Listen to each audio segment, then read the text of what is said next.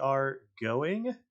So, hello everyone. Welcome back to Tomb of Annihilation. We got the Bee Gees going. Uh, What?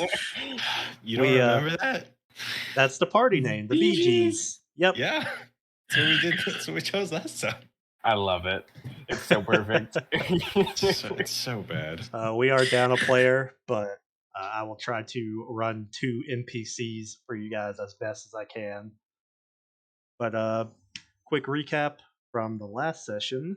You guys essentially help someone get their gambling debt paid or force someone to pay their gambling debt, beat the crap out of them. Now they're your friend. You guys did a whole bunch of shopping, took a week long hike up to the fort, and you guys are just arriving at Fort Belaruian. A weird name. Probably gonna say it 20 different ways before we actually get it one uh, picked. Damn that. But boom, a transition map. It's gonna be kind of a big map because I have the map of the whole fort, so I might as well use it. Ooh. It's very low resolution. Yeah, it's because I had to blow it up a lot. Oh my god. This place is dead. But as you guys come walking up to it, you can see it from quite a distance away. And on this day, you guys can see it. And the flag of Baldur's Gate flies over this wooden stockade. The whole structure sits atop a 10-foot hillock, the sides of which are shaved vertically to make them steep and difficult to climb. The fort's main gate faces west. On the east side of the stockade, a tall keep holds a commanding view of the surrounding wilderness. So, as you draw closer, you can see the impressive wall atop the whole elevated plain, and sort of jutting out of the what appears to be the middle of the fort is some kind of like 2 or 3 story tower. But as you guys come closer to the fort, you guys can put yourself in any sort of walking formation that you want. Uh, and as you do, you can see a couple guards. There is one in each of these sort of towers. There's one up on the railing, and one kind of just at the main gates, which are open. As you guys come closer, they very obviously take note of you. And as you draw to this dude right here, he says, "Greetings, hello, welcome to Fort Belaruian. Please make your way to Corporal Jazz in the entry office." And he kind of points, and I will reveal this area to you. Boop. You can see him right here because these are kind of like open faced buildings. They don't really have any walls. They're just basically a roof with pillars holding it up. So you can see two more guards guarding this sort of second entranceway. You can see this dude, the corporal. He seems to be sitting at a desk with maybe some papers.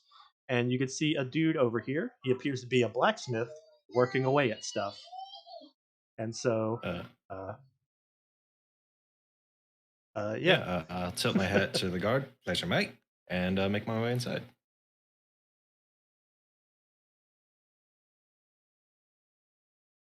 Gaz and Taban kind of just follow people into. Oh, Garcia just said that his computer froze, so that kind of sucks. So he might not be playing tonight after all. Do we want to wait just to check? Yeah, we can spend a minute. Yeah. Seeing if he can come back. Yeah, I mean, I'd love to play, but like 2 people down in any game, I feel like, it's a bit eh. Yeah. It's not fair to make it a Zach roleplay 2 more people. Yeah. Oh, well, that's easy. He's a good GM. Tons Oh, of experience. thanks. Hasn't had a 2-year break, right? Has it had a what? You had a 2-year break from GMing, right? Oh yeah, just about. Yeah. Oh, there he goes. It's like I'm going on a short jog. Just jogging in circles. Which is kind of funny because just meta. Uh, you guys can actually you would figure it out as you guys explore here and interact with people, but you guys can hire a bunch of people from here to like come with you into the forest. Like there's more guides here, and you can also hire mercenary groups to come with you. I That's cool. mean, Hope they're paying for their own boats, yeah. fuckers. Uh, No, fuck it. they aren't paying for boats. They will join you out into the jungle. Yeah, no, what we're saying is they can pay for their own damn boat if they want to come with. We ain't paying for that shit. Oh, We can't afford that shit. Fucking a boat costs an arm and a leg. We pay for neither room nor board. Yeah. Listen, you bring your own tents, you bring your own supplies. If you want to come with, BYOB. Bring your own yeah. boat. We're only hiring on Wanderlust as well. We have no cash to spare. you are paid in experiences and memories. Yeah, yeah. You want to be a hero? Come with us. No, they're paid in exposure. Oh, yeah, fair enough. exposure. While we're here, at the very least, is there any markings on these guard? Any identifying features? Like, is there any faction affiliation? Baldur's Gate. I don't know if you can actually see their names, but We cannot. Oh. okay. Well, I guess only I can see them. But since no one has asked, anyone can make a society check, and What do this you will mean? just be I a just asked. He just asked. yeah. But as you, not as you guys were first coming up. Up, Fair I think enough. you might be Oh, back. he's rejoining. But, I'd like to uh, make a society. Is this local enough to Port Nyanzaro that I can have advantage? um, you may have heard of these guys, but this would not pertain directly to the port, so it'd just be a regular society 17. check. Fair enough. Okay. 11. Welcome back, Garcia. We did nothing. Awesome. They What took in the fuck is they happening took today? they took all your belongings. Yep. Yeah. Oh, Oh. man, all of his mace and pants. Oh no. And shirts. But Tearaway Anadi, shirts? you Obviously. aren't actually familiar with these guys, or at Fuck. least at first impression. But Alexander, you recognize Yes. these dudes from the insignias on their shields and their breastplates. These guys are part of the Flame Fist uh, Society, What's that? or the Flaming Fist, Flaming. which Fist. the We have that. basic tagline is they are a mercenary group from Baldur's Gate. Yes. Yes. Shit. And it seems that they have set up a fort here in Chult. So they're not like official Baldur's Gate guard or anything. They're just from that area. With a 17, you would probably know that they are like sort of like sanctioned as official. Hired Sort by Baldur's Gate officials to go here or something. Yeah, created by Baldur's Gate, funded by Baldur's Gate, that kind of thing. Gotcha. So yeah, Baldur's Gate. It's a very big city. Lots of influence. And yeah, this seems to be like one of their the forces that has risen to power from there. I see. But yeah, this dude up front, he kind of ports you to this dude. He said his name was Corporal Jazz, and Corporal Jazz. and Who's keeping notes? that was Fucking- Tomko. Oh, shit. He was the one writing in the journal, but he's not here That's a tonight, good point. and I'm not gonna do it for him because I already have to beat everything else in this game. I will fucking try. If anybody else wants to take that mantle, though, I will gladly. That's hand all it you, over. friend. Okay, well, we are. Okay, he has it set up by session. But yep, this dude over here, he definitely has better armor, looks more prestigious than these other quote unquote regular guards. And he seems to be fiddling with a little bit of paperwork at a small desk. He makes notice of you guys and kind of just motions you guys over. And as you guys encroach, Oh, he greets you guys. Up, did Yes, someone we go. else DC? just temporarily, but they're back now. Okay. A lot of internet Alright. connections. Hell. But yeah, he he greets you guys, not really warmly, but he's not aggressive or anything. He's like, "Oh, hello. I am Corporal Jazz. I'm currently the head position on duty." Uh, and he kind of begins to take sort of a small census, and he's like, name, affiliations, reason for coming to the fort. And he seems to be writing down whatever you guys say. It seems to be sort of like a uh, what's the proper term? Where he's like just checking you guys in, or I guess keeping up with the traffic Bookkeeper. coming in and out of the fort. And Okay. so, do you guys tell him anything in particular besides your names? I'll give him all the relevant information. All right. This is my name. I'm with the Order of the Gauntlet. Investigate the death curse. Da, da, da, da, da. Dang. And the Bee Gees. And the, Yep. listen, are we formally the Bee Gees? And newest member of the Bee Gees. I wrap my arm around his shoulder. Garcia said his yes. Discord isn't connecting anymore. Oh. Uh-oh. No. This might just be a cursed 10-minute stream. Yeah, if it's a cursed 10-minute stream, we'll just start over next session. Yeah.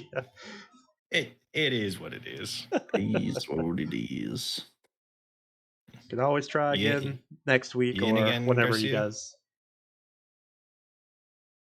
I don't know if you can even hear us. Well, If I know that I'm busy tomorrow, but I don't have anything going on Sunday that I know of. I got something going on Sunday with BB. We got a mech campaign in the works. Oh, Yeah, cool. he's just dropping in and out. He's scuffed. Yeah.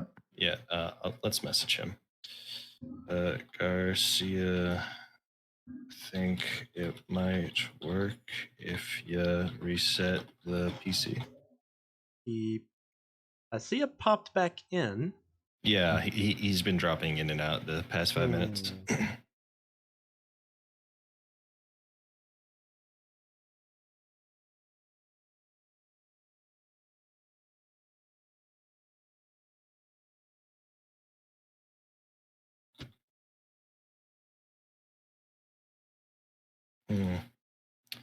Well, how was everyone else's day? Remember, we're on stream, so don't be racist. Not racist, but sexist. Got it. Oh, of course. In fact, Twitch encourages it. Only if you're a woman. Of course. Don't forget to be ableist. Oh god. Same. What is this, Reddit? My day's been all right. That the new 40K decks released, so I got those. Excited to mess with them. Nice. Yeah. Yeah. See, if this doesn't shake out, then I might just go to the the lair and go play cards. Yeah, when I left, Quan and Connor were there, and then Lucas showed up when I left. Yeah. Mike and Megan, you think? Yeah, they'll probably show. And Mark dropped Lucas off, but he said that he'll be back after he eats dinner. Garcia, if you can hear us, we can't hear you still. I don't know if you got any other extra button. Oh. I was going to ask if he has extra buttons to mute himself that perhaps, like, that are fucking with him that he might have forgotten.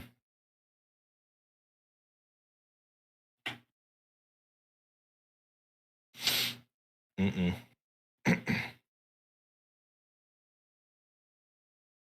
I mean, I guess he'll figure it out if he figures it out. Yeah, I saw some of those new cards for the 40K thing on the game night show. They're crazy. Yeah, they're pretty fucking cool, some of them.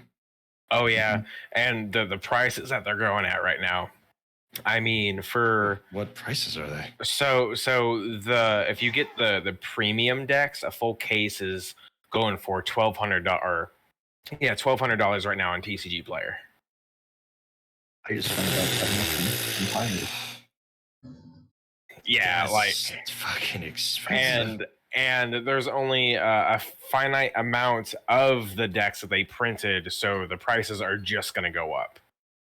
Oh, great.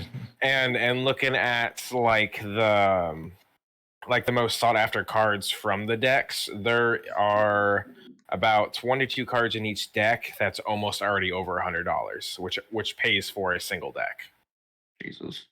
I don't sell cards crazy. personally, anyways. I don't have the patience. Yeah. I kind of want to get the Swarmlord deck though. If I can love me some Tyranids. Which is Yeah, crazy because apparently that one's the worst out of the box. Yeah, the best one is the Necron one. Really? Yeah.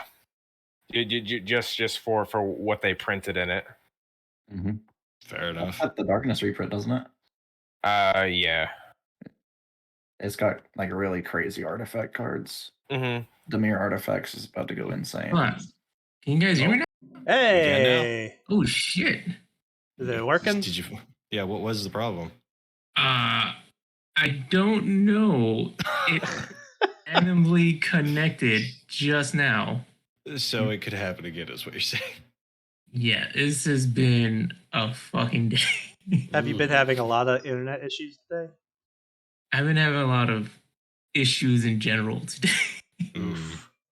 Well, let's And, see like- if we can relax to some Pathfinder.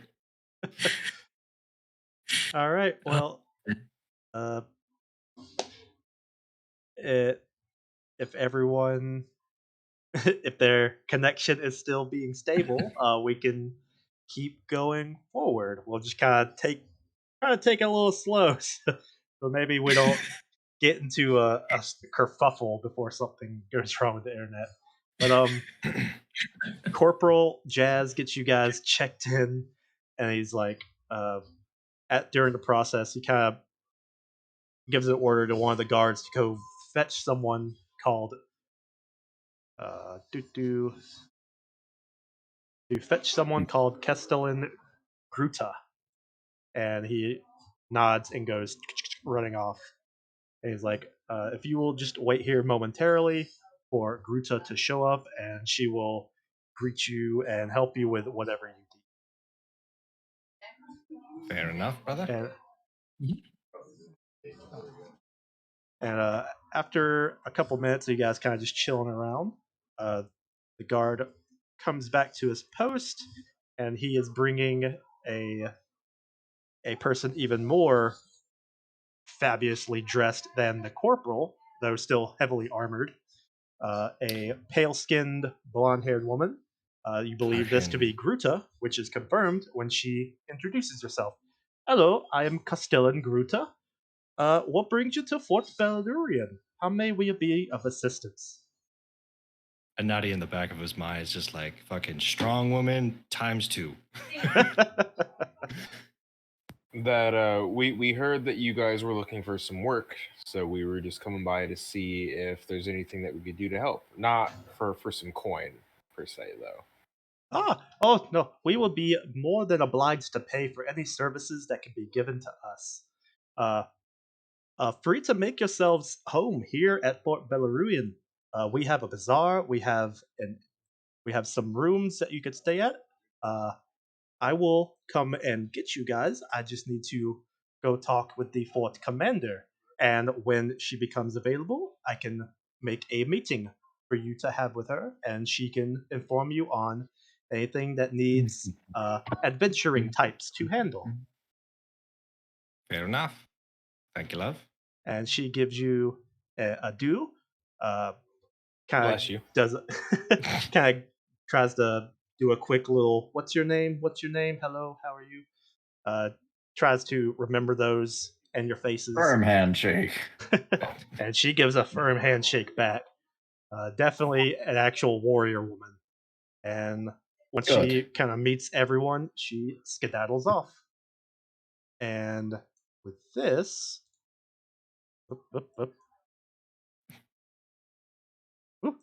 my screen's being a little funky. All right. Man, with tons that, of computer problems today. Yep. Boom. Go ahead and reveal the full map of the fort, since you guys essentially have free access to walk wherever you guys want. Bloody hell. Yeah, place is big. Yep, it's a pretty decent size. And as you guys make your way, presumably through the second entrance, you come across more open face buildings. There's streamers, tarps, all kinds of people. This seems to actually be some kind of small bazaar in the middle of the fort, as there's people buying, selling, trading. From a quick look Chiltian around, culture, baby. you can even see there's like a garden over here. This large, impressive structure to the far right is the tower that you guys could see from over the walls. And yeah, uh, you guys are essentially free to go wherever you want, look at whatever you want, basically. Just kind of tell me if there's anything pertinent that you guys are wanting to do or investigate. If not, we can just time skip forward to your guys' meeting. I mean, might as well do a little bit of browsing. I'm going to go see what this individual, the only person who has a token here, what's he selling? Yes. So hello, brother. What's your name? Meta, as important people of note, are the only ones that have a token. But he's not actually a vendor. You have like a yellow radiant glow around you. He goes, "Oh, thanks, bruv," and he gives you like a hearty clasp on the shoulder. He goes, "I'm not actually buying, not actually selling though." He kind of holds up, "I'm buying," and he has a mug of something that he's drinking from one of the people selling stuff here. He goes, "My name's Shago. I'm a guide. If you need those kind of services, I'd be more than happy to provide. Maybe toss a little coin my way wouldn't hurt either." Yes, a guide. Excellent. Gotta take a step back. What do you specialize in? Let's see. Doo-doo.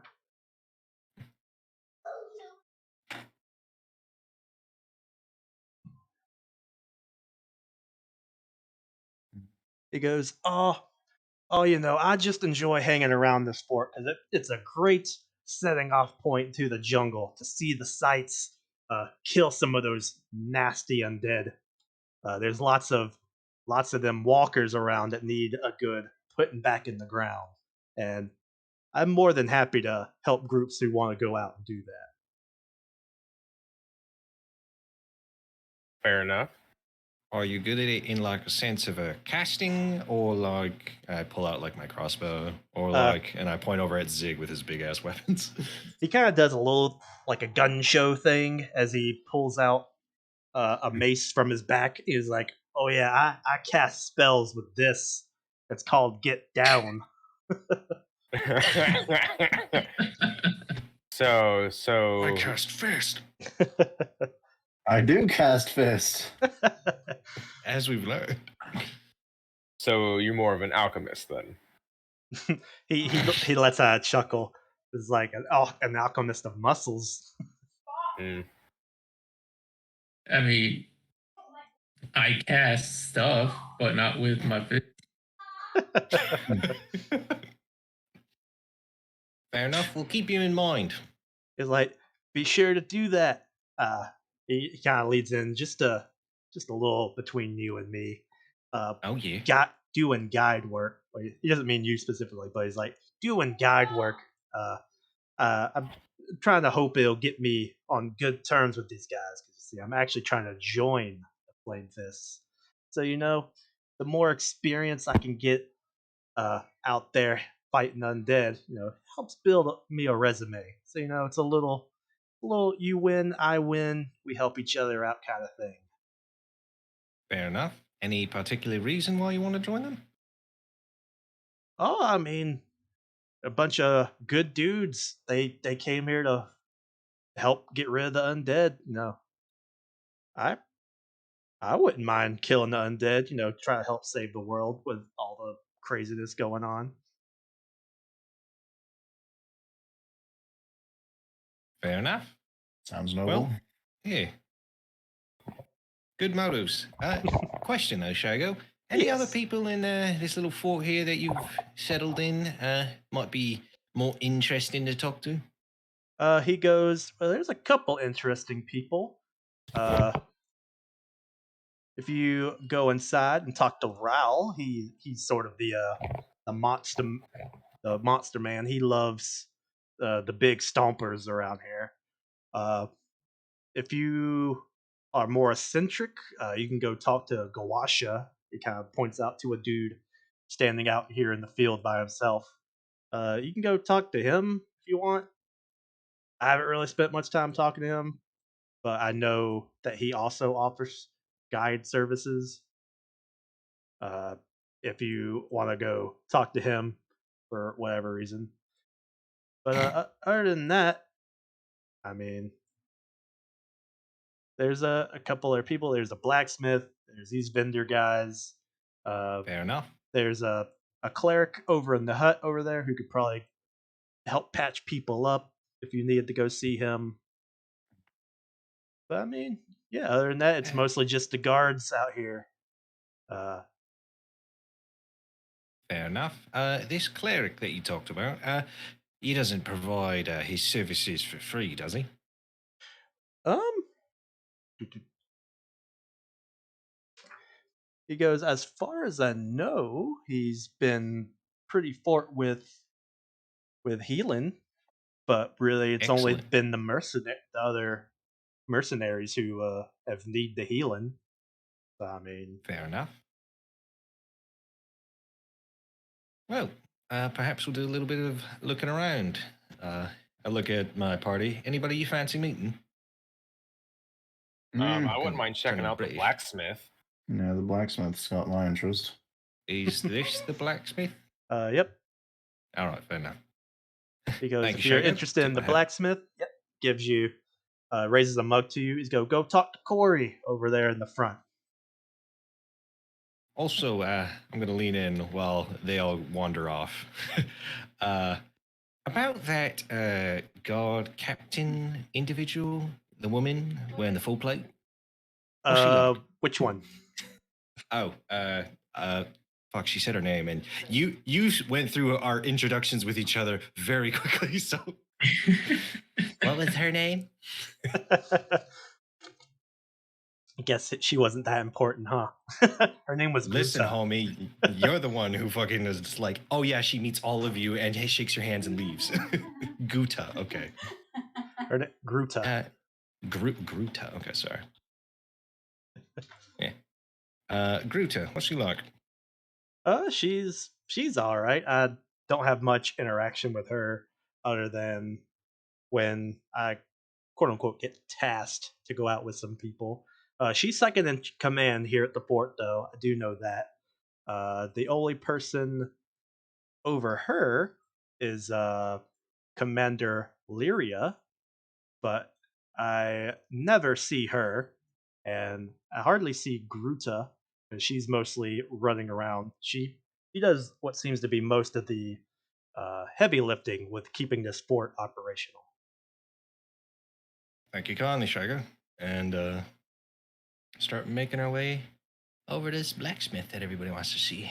Making my Yeah, way blacksmith downtown. time. So yeah, as you guys make your way over to Corey, see a dude kind of just tinging away, working on different tools and stuff.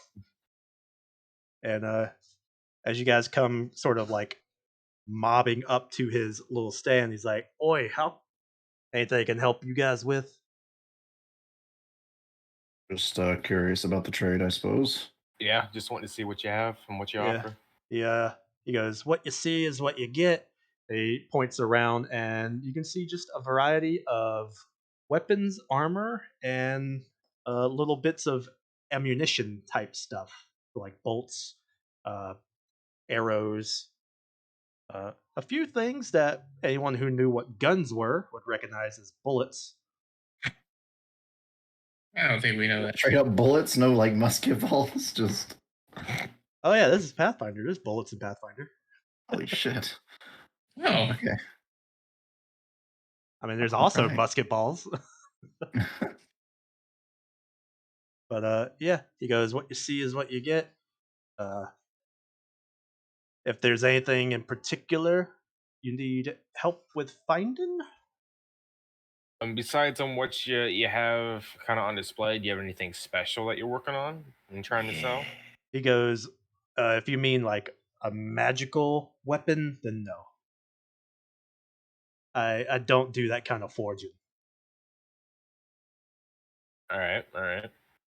That's unfortunate. Boo, burn it down. Do you say that out loud? No, I'm not even here right now. Inside a I was giant busy wooden fort. yeah, I'm talking with Shago right now. Uh, Y'all back here first. Yeah, that will. I mean, I'll personally, give everything a once over, but I don't think anything will catch my eye, considering that I'm very poor. Yeah, you look over his stuff, and it's of, it all seems to be of pretty decent make. It all has a different design and look to it because it all seems to be of uh, Baldur Gate style. yeah. But So, yeah. have you ventured out of the fort much, or do you just sit in your stall all day? Oh, he goes, this is pretty much what I do. I don't really do exploring. I just take the materials that they give me and turn them into new implements, repair ones that get damaged. He kind of gestures at the other dudes. Is like all the equipment that these fellas are wearing are from my hands. That's very respectable. It all looks to be of good make. He goes, "Thank you kindly." Do you know perhaps who might venture outside these walls? Um, Just any patrol team organizer, or I'm I just mean, looking for some more information on what it's like out there. well, I mean, you could probably talk to any of these guards. They routinely get picked out to go on expeditions to go kill undead for a week or so before coming back. Maybe a little longer sometimes. And of course, sometimes there's guards who get brought off from the seas, and then they pretty much go straight out to the forest. But the fort commander, Commander Lyra, she's really the one that's in charge of the expeditions. But I'm I sure see. if you have if you stay here long enough, you will meet with her at some point, and she could give you more information about that. And I suppose since you make all these wares yourself, they're used and tested out here as well. For the most part, And where does that happen? Is there a training grounds on site, or a place that some may spar against each other? he goes, "Well, if you're looking for a tussle, there's the jousting range, but that's really about it, unless you're doing I some see. freelance training yourself." Uh, some of the guards, when they're off duty, they'll go out to the courtyard and just practice their swings and their stances. And could you point me to that direction? If you zoom out here by the well is the main courtyard where guards will sometimes just chill and practice maneuvers. And then over here, where it says number 7, by all these horses over here, this is the Mhm. jousting area. Right. I see. Well, thank you very much. If you all have questions or want to browse, I will allow you to. Don't let me keep you. I'll be going now. He goes, "My work never changes." I'm gonna go on over to the well. Alrighty. What are the rest of you guys doing? As he kind of just I'm wanders sticking off. with the party. Yeah, don't wander away from the party. It's too late. Where's Yeah, I'll man, let him learn. follow Alexander and kind of just bide my time until we have that meeting. Fair enough. Alrighty. You go out to the area, and Did we ever get the blacksmith's name? his name is Corey, and it is spelled Blacksmith like that. Corey. Okay, thank you. And Alexander, the character, as you make your way to this open courtyard area, You don't really see anyone. Um, it's kind of empty. You can see like guards up on the walls. You can see a dude walking around this area, the building with the number 8, and of course you can see into the stables. There's some horses and there's a dude walking around in there. But that's really all that you see. All right. I don't know. So Can we ride horses? Good, it's yummy. It's like spaghetti. good. I mean, we just got boats. Yeah, good point. If you want to rent a horse, you pay for it. I wouldn't take a horse into a jungle. I mean, honestly, I think we'd probably take some raptors. I don't know why we got horses around here. I mean, really, all I was looking for was someone who might want to, let off some steam. But what? I mean, let off some steam can mean many things, my guy. You're talking to a guy who really likes punching things. What did you think it meant? Things get hot and steamy in the jungle. Exactly. And you're wearing an overcoat, homie. You're the hottest around. I wear an overcoat for the convenience of looking bad as fuck. He saw Blade 2 and it changed his life. I pull out some Wesley Snipe glasses for him. I really like The Matrix 2, okay?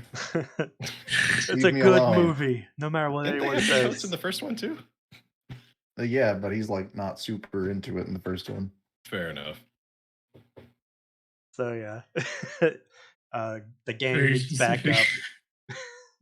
Anything else you guys are wanting to check out around the fort? Well, I mean, if people aren't throwing hands, no. What's that guy doing? He seems to be going over stuff. It almost looks like this is a store, like these up here, the bazaar. However, he seems to be like the only dude there, and he seems to be looking over stuff. And he seems to be like has like a clipboard. Seems to be writing stuff down. I mean, doesn't hurt to make more friends. You go walking up. Stock of inventory? Find out, won't we? It seems to be what he's doing as he's kind of, as you guys get closer, you can see he's like counting stuff, writing something down, messing with other stuff, writing something down. As you guys come walking up, he just kind of like, wait, what do y'all want? Who are you? Damn. Well, I'm not terribly invested in this conversation. I think you guys got it here. Well, g'day, mate. My name's Natty. This is Bob. The broody one over there is Alexander. We're just wondering, what you doing? Like, I'm doing my job. What are you doing? We're drugs. What is a job? Hello. You say drugs, he gets all perky. No, I'm just kidding. But it looks a little old to be perky. you don't know his life, but no, I do not. He seems to be like a grouchy older individual, and he's kind of just like seems to be bothered by your presence. And he's like, well, what do y'all want? Well, we're just kind of wondering. This looks like a shop. It's like, and you ain't near the bazaar. This isn't a shop. These are the provisions for the fort. I'm the quartermaster here. These goods are for the guards. You guys don't look like guards, so we have no business here. Well, you have a quite the astute eye. I mean, we could have business, maybe. It's like, oh yeah, I look over at him. He's like, you aren't part of Flaming Fist. We have nothing to discuss. Okay. Well, guess we're not getting this food, huh? Life path blocked. You chose the wrong faction. Well, mate, if you need, a hand, we're kind of here for a little bit. He goes, I'll let you know if I need help today. Fair enough. It's like we're gonna steal food. What? Huh? My party says the weirdest shit. And I have the weird accent. Gotta balance it out somehow. Where do we want to go now? I mean, I say we go check out. We were directed towards the field, kind of. What do we go over there? yeah. I mean, we were directed towards the jousters and this dude up here. Yeah. I mean, if you wanna joust, go for it. Oh hell no, bro. If you think you're wielding that big lance on a good old horseback, I think Listen, you go for homie, it. I'm good at combat 240 feet away. Within 5 feet, fuck no. All No right. job. If you want me to clothesline someone on the side of a horse, I can do it, but not with a lance. Yeah, no, I'm the unofficial guide. I ain't supposed to be in combat. That's your job. All right, let's go check out the damn Yeah. the field over here. All right. As you guys begin to make your way to Without stepping onto it. what seems to be a crop field of some kind, very well attended to, but there seems to be just one guy out here, sort of an not as old looking as the dude you guys just met, but definitely a older individual. Seems to be graciously taking his time, and he seems to be, as I said, the only person tending to the crops until you get closer and you notice more movement.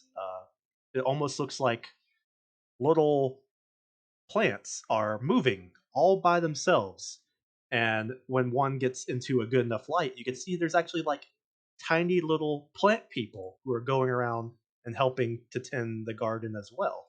Like they're pruning, they're fertilizing, they're watering, and he actually seems to kind of just be sort of directing them, sort of giving them instructions. As you guys Cute. kind of congregate, he slowly looks over, gives you guys a wave. It's like, "Oh, hello, new faces. Uh, Good, anything I can good help you with?" afternoon. Oh, just curious about the area. We're new to the fort, looking for some work, and Like, "Oh, uh, welcome to Fort Belarusien. thank you. It's a very nice fortification. It's all right." Is- can we help you at all? It seems you're by yourself here. Like, "Oh, I'm not by myself. I have my friends, I guess you could call them." Uh, Friends. and he kind of will like gesture and point, maybe even pick one up. And it seems like I sort of like I met said before, halfling-sized like plant people. Some of them look like they're made out of roots. Some of them look like they're walking mushrooms. Uh, just various different little plant-looking people. That's very interesting. I've never seen those before. Is this magic? In a sense, Do you eat them? he he's like, I guess you could, certain ones. One or two of them kind of give him a weird look. He's like, I won't eat you. Uh, these individuals are called leshies. They are a type Knew of it. sentient plant people. He goes, and this is my best friend, Kapluia. And as he, one that's a little taller than the rest of them, kind of comes walking up. He seems to be made of like reeds. Uh, Walking up to us? uh, What the fuck? no, goes walking up to him. Oh, okay. Like, it's like, oh, there's people here. Get close to my friend. Just gonna give it a small wave. Uh, you go to wave at it, and it kind of like hides behind him like a nervous child. I'm sorry if I scared him. I don't Uh, mean to offend. it's fine. Leshies are quite shy people. So it would seem. Well, if I could ask you one question, and then I can leave you to your duties and your friends to their comfort. What is that building to the right there? Which building? The one that's marked 5. That is the Fort Chapel. if you have, I guess, business with the cleric inside or spiritual matters to attend to, that would be the place to see. I see. Well, thank you very much. It seems you're doing quite lovely work here. I will leave you to it, Oh, he goes, oh, thank you. and I will go on over to the chapel. Alrighty. Okay. I will follow and just be like, that was a fucking fever dream. What? Leave a man to his work, I suppose. It's peaceful. Is there a door here? Is that just open? Yeah, it's a mostly open building. There are some walls to provide some privacy, but you guys can just go walking in. And as you see from these indicators, there is like a single sort of like fireplace. There is a somewhat armored, mostly clothy individual, and then there's some kind of shrine. The shrine seems to depict a gauntlet piece of armor, and it has an eye in it. And as you guys come drawing up, this individual goes, "Oh, hello, good day. How may I be of assistance to you? Is there anything Bef- that you require?" Before any of us interact with them, do I recognize the gauntlet with the eye? Anyone who's trained in religion can make a religion check. I should be, I think. Religion. What am I Pretty trained sure in? I I'm am. trained in a lot of things. Not religion, though. Yeah, I'm trained. You do I not can't try recognize. society. That's interesting that I don't recognize it. Yeah, I guess society could also technically work. Thank you. 16. Oh, 12. Sorry, I accidentally clicked it twice. Problem with the mouse. Then you don't recognize the insignia as well. I'm just going to. Greetings. Our party has traveled here from the local port, and we're just looking for work. And we've come to the fort to, find this work, and now we're just kind of exploring the layabout. It's like, well, I hope you have a pleasant stay here at the fort. I am Chaplain Shilu. He goes to shake your hand, very friendly, very graciously. I will shake his hand. And he goes, this is my station. I am a priest of Helm. This is my small chapel to him.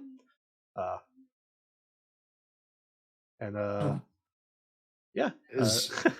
I provide cleric services. So, may I ask, may anyone offer their practice, I suppose, their religion here? Say that again. May anyone practice their religion here? Yes, anyone is here free to practice any faith that they practice, as long as it does not have destructive practices. But you do have, I would say, more freedom here than you do in Fort Nanzaru. They don't really take too kindly to people who come and share new faiths. I understand. With this information, I'm going to step away from the party and just go on over to like where the shrine is. Alrighty. And then if anyone else has anything they want to do here. I'm gonna whisper and go like, "Is this helm guy like a suit of armor?" I got no idea, brother. What the fuck? I feel like things are moving really quickly. You go hey, I walk. forgot. What's your name? He goes, I don't know if we asked. My name is Chaplain Shilu. Chaplain Shilu. You see, normally another person in our party writes these notes, and now I'm doing it. He gives you a weird look. But as Alexander goes walking up to the shrine, it's Shilu? Shilu? No, whatever. Either. It's like any other religious shrine that you see. There's a single like figure. Here it seems to be made of some kind of stone, and it's a quote unquote bust. I guess you could call it, and it seems to look like a gauntlet like glove armor piece. It has an eye uh, etched into the back of the hand, like I see. opposite of the palm. And of course, around it are little things of incense, little what could be called like offerings, like little coin pieces and stuff. It's not a very big shrine, but it's very obviously a shrine. Okay. Is there a table or like a slab or something? There are a few sort of like coffee tables. There's also like some couches and not quite pews, but like chairs and stuff, and a couple I just mean like hammocks. in front of like the bust or something, in front of the shrine or whatever. Oh, I mean, it's like on a pedestal, and then the pedestal's a little bigger than it, so there's like little things of incense and little coins around it on the pedestal. All right. I'd like to just kneel before it then. I'll take my 2 gauntlets out of my pockets, place them on the ground, shed my coat to show, my partly robed kind of body, and then just do a small prayer Are in front of you it. are you changing service providers right now?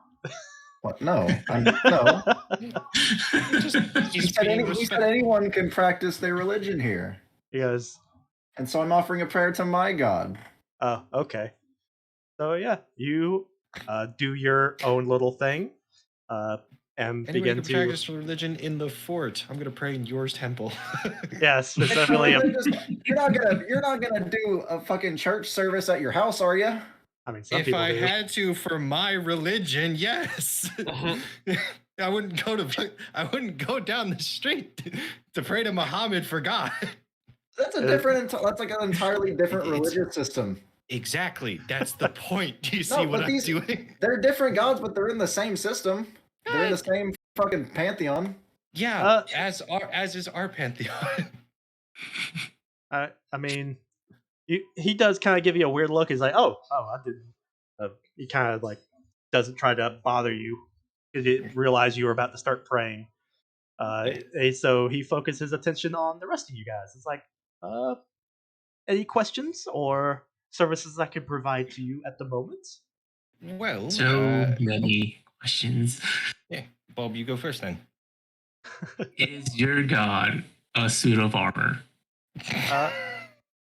He goes, yes. Oh shit! Helm, Like Helm, sentient one? Like yes. Uh, he was a living deity. He came, and during the time of reckoning, he set foot on the world. He fought many evils, provided care and protection for his peoples before he was unfortunately slain in the War of the Demons. And the form that he took was that of a giant suit of armor. That's kind of cool. That's a fucking sick god. I see why you worship him. That's fucking cool. He goes, "Thank you. I'm sure if Helm could hear you, he would appreciate the compliments." How do you know That's pretty cool. he can't? Well, I mean, he must be alive in some form. Otherwise, I wouldn't have my priestly powers. Makes a good point. Fair. He goes, because after all, gods can't really die. Well, They I don't know always about that one. they always exist in some form. Fair enough. Seems like And as you guys are kind of chilling, sort of just chilling here talking to him, he'll offer to bring you guys under the thing to get you out of the sun, and he'll like try to give you water and make sure that you're okay. Yeah, lovely, brother.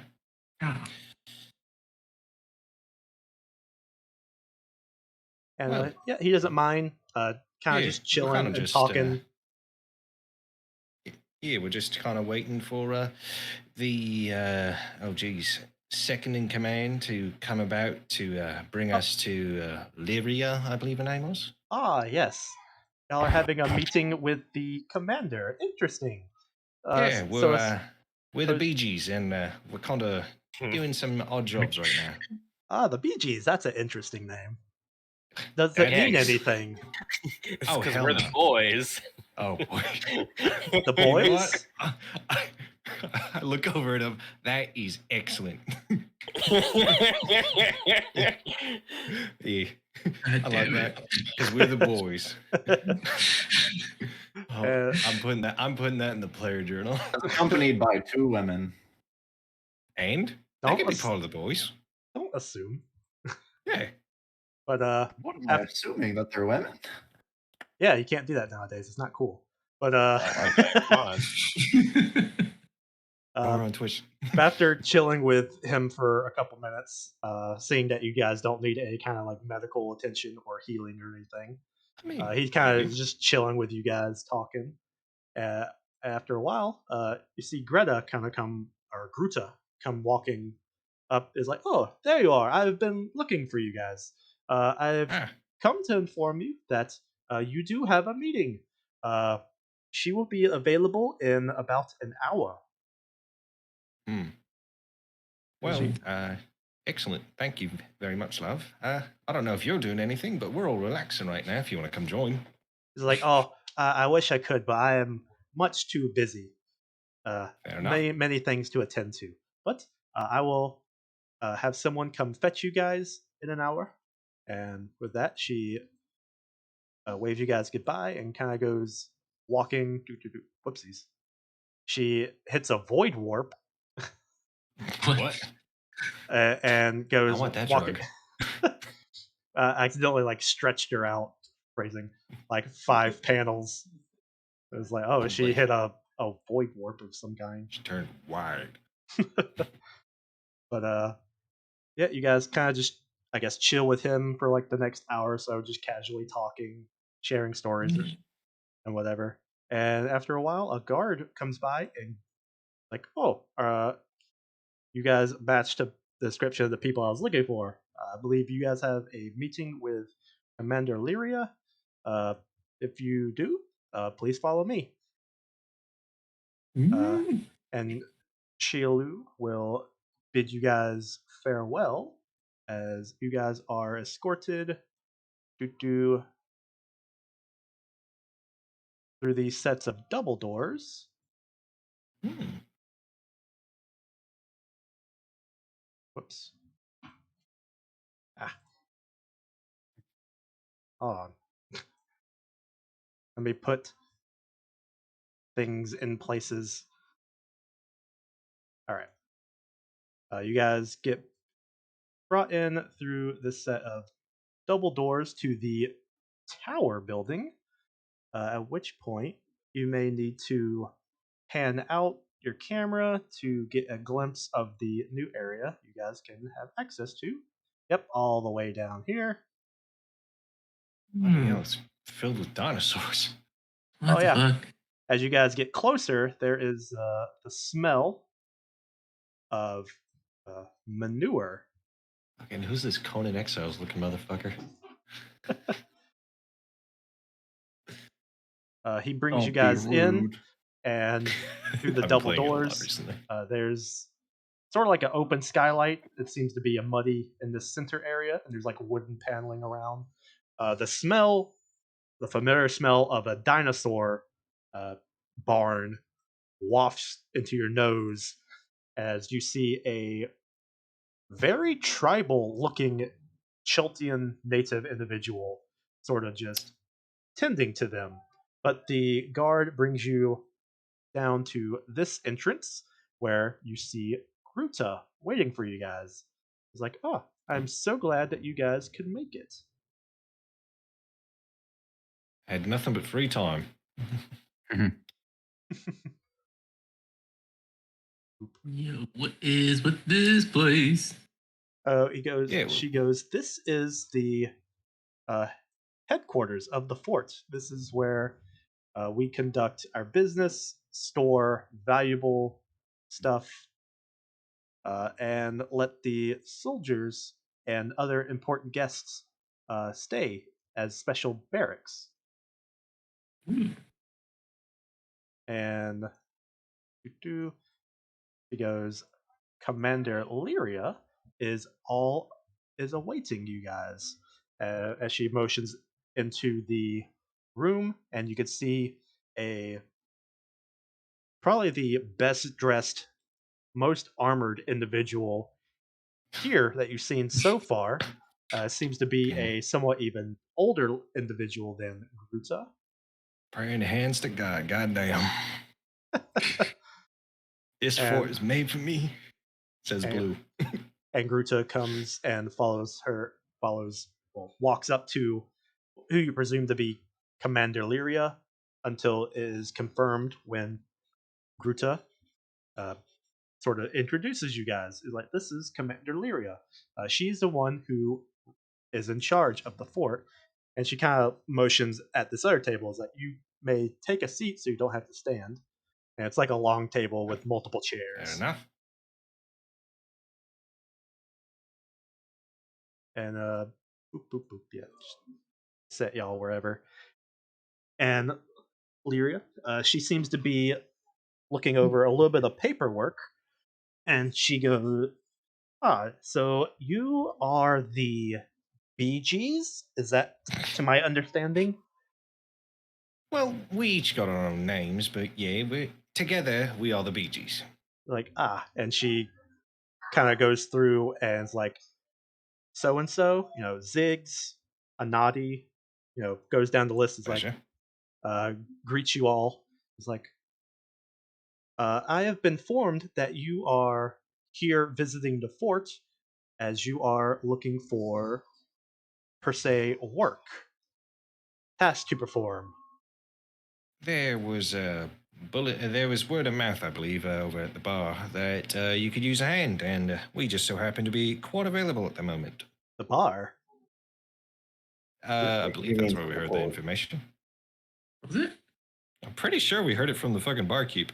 Yeah, you heard it from the barkeep Oh in yeah. Port Yeah. Nanzaru, but she looks at you weird because there's not a bar here. So she's kind of like, The bar in Port Nanzaro. oh, A word bar in has Port heard, Nanzaro. word has made travel to port. Oh, that's quite interesting. But I she mean, you ain't that far. Ooh, was this supposed to be a secret? she goes, our presence isn't really a secret. It's just that uh, most of the, how you could say, foot traffic doesn't come directly from the port. So it's just interesting that people there recommended other people. But whatever. There are, yes, there are things that could be needing of assistance. And she kind of looks you guys over and is like, you all seem to be dressed as what some may call adventurers. People who are itching to look for trouble and excitement. I Would mean, would this I be mean, a correct assumption? I guess I trouble's mean, what less we than the found so troll far. side. yeah, troubles, we can deal with. It's not necessarily what we're looking for, Well, but, she goes, maybe if it trouble is calls not the for it. best word, but there are troubles in the jungle, and they seem Fair to be enough. getting worse every day. That is our main directive here as Flaming Fist mercenaries. We have set up a fort here so that we can venture out into the jungle and do what our best to cull the armies of the undead. And if you are here to lend a hand, we would be more than appreciative to be accommodating to you.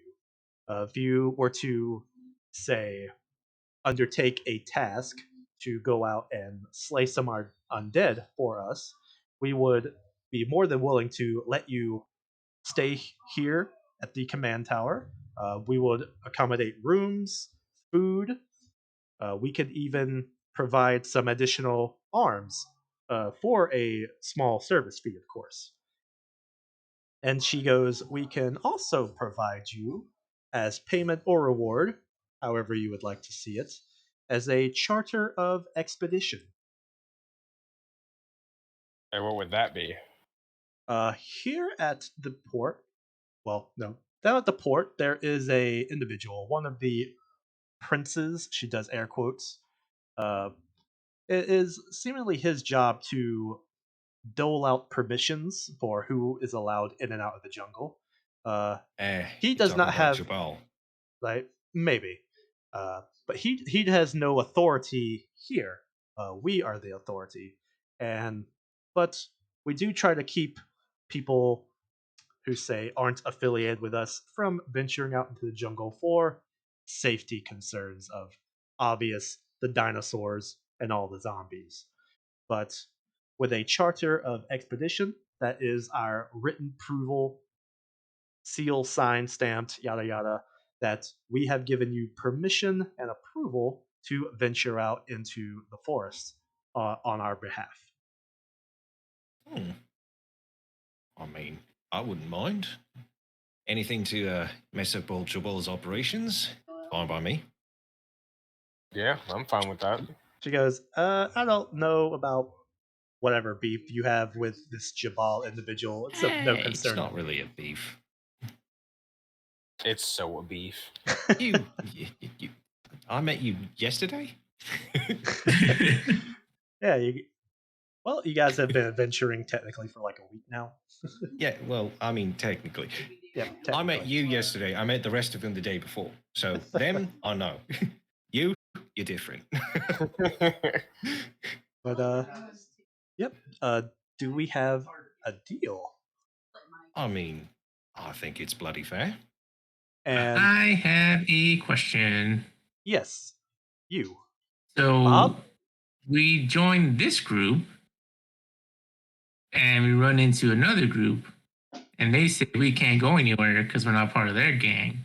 Do we have to unsubscribe to this one and then be part of one, or how does this work? Do we get like multiple cards? Like, Well, I mean, uh, you guys aren't official members of the Flaming Fist, but with our seal, you won't have to worry about uh, being, I guess, escorted out to a of the jungle by our individuals.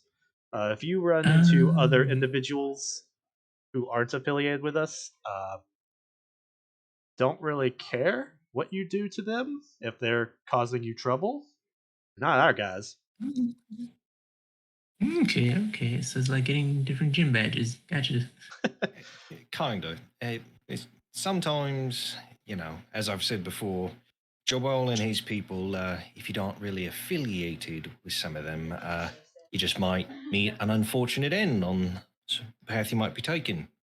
Ah, well, this isn't Port Naranzaru. He has no real authority out here. Fair enough. And he goes, Okay. if you guys are successful in this undertaking, I could see about finding some further work. You see her kind of quizzically look at some other papers and like a file before she kind of closes it. But the task at hand, uh, as you guys may or may not be aware, the jungles are crawling with undead due to some plague going about. People keep throwing the word death curse around. But zombies are too numerable to really deal with to make an impact. However, there are things out there that are making these zombies. Those are the primary targets. We can find these sensitives, I guess we could call them, dispatch them. That will help quell, or at least that is our hope, to help quell the amount of zombies being manifested, and hopefully someday fully rid this jungle of the undead scourge. I mean, fair enough. Or here for it. She begins to, her and Gruta kind of begin to bring out sort of like a dossier type thing for a mission. And she goes, right now, the sensitives, the primary targets, are these individuals called ghouls. They are a ghastly form of sentient undead. Uh, they don't necessarily look undead. They don't look alive. They are horrific creatures. You will very easily distinct them by their grayish skin and rotting smell, their horrendous smell that they have. Do you know that these things have been known to carry horrific diseases, as many undead tend to do, Bloody glad we got through these. but these things, I guess we could call them, they're like rats. They spread the undead very quickly because they have a tendency to make zombies and other ghouls, and then more ghouls makes more zombies. So we kill the Fair ghouls, enough. and hopefully that slows them out to zombies. Well, Sounds like we're wasting time sitting here then. I mean, Up, somewhat. Is there's there any form of provisions or anything that you might be providing us since we're going to be helping you, or is this just the test run? we can hit you up with a few more uh, provisions of food and water to help lengthen your stay out in the jungle, if that is what you are asking about. Yes. I'm more curious if you got anything to. You said these things might be carrying diseases, and I don't really want to participate in that. He goes, you're looking for alchemical things. Just something to hopefully stave off, any form of undeadness in ourselves. She goes, that is a good idea. And she brings out a piece of paper, ink quill, jots some things down, does the thing with like a stamp, gives it seal of approval. There is an individual to the uh, south. His name is Jaro. He is the quartermaster for this for our fort. Give him this, and he will provide you with some extra provisions on our Excellent. command. We met him already. Lovely fella. Uh, Okay, Yeah, so he is she grumpy. also agrees that it's just. Grumpy. he is efficient at being a record keeper, but What a term. He's efficient. He is And what recommend for doing his prickly job, eh? pear. but she goes, oh, one other thing. Being that we do like to say reward people for their deeds, we would require actual proof of your guys' testament to slaying the ghouls. So we would request that every time you slay a ghoul, you bring back its head. Well, that'll be on one of you. I don't have blades. I got a machete and a couple daggers, so Do it. fair enough. I think I could handle carrying a couple ghoul heads. They won't be like talking to me while I'm carrying them, right? Because they're undead. If you remove them from the body, they shouldn't be talking. Oh, It might take a thank little God. Fair enough. But she says, it is the middle of the day. Sun is high. It is hotter, humider. You guys can feel free to stay the night if you wish to set out in the morning when it is cooler. But it Fair is enough. entirely your time frame how you wish to go about this. Where exactly? How far away would you say these ghouls are? Are we just hoping to be lucky? We're going to take you to the actual map as she pulls you. out a map herself. She has a map? Lots of people Why have wouldn't maps. she have a map? But That's not. I would a lot hope of a people war maybe. fort has a map of the area. Bro, we Yeah. were told in all of Port Nyanzaru, the one map we have is the only one. It's the only one of its kind. You guys have the most completed map of Chult that there is. However, so hers looks way smaller than ours. yes, hers is just this outcropping peninsula that the fort is on, down to like where the port is. That's where it cuts off. And so it denotes the fort here, a secondary fort actually out here, but it's more of like, it has a little ship symbol. Here's a Like an mining MOB. symbol. Of course, mines, jungle, and then the port down here at like the river mouth. And she says, while the undead do seem to trump throughout all the jungle, she kind of makes rough squiggles down here past the peak of the mountain is where their density is the seemingly the most aggressive. However, And I have a question. yes, It seems to the southeast of here, there seems to be a mine. Do you know if it's occupied? yes, we occupy it. We are that is currently our mine. That's where we get the armor to make the nails that hold the sword together and the armor that we're wearing. I see. And I'm assuming that you have a forward operating base out of there More or for less. safety. I have an idea. What if we depart soon-ish? We head over there, stay the night there, and then we make our way deeper in the morning, save time. I think that's a good idea. She goes, if you wish to depart from the mining outpost, that is fine. But you probably can't tell because the map is a little blurry. But it is a 2-day walk just to get there. Oh, Yeah.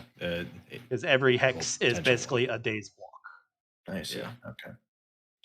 But she says that would be fine. You show them the Charter of Expedition, they will happily accommodate you any way they can, though it is mostly for the miners. There are some guards there to protect them, but it is mostly just for the miners to work and bring us the iron. I see. Fair enough.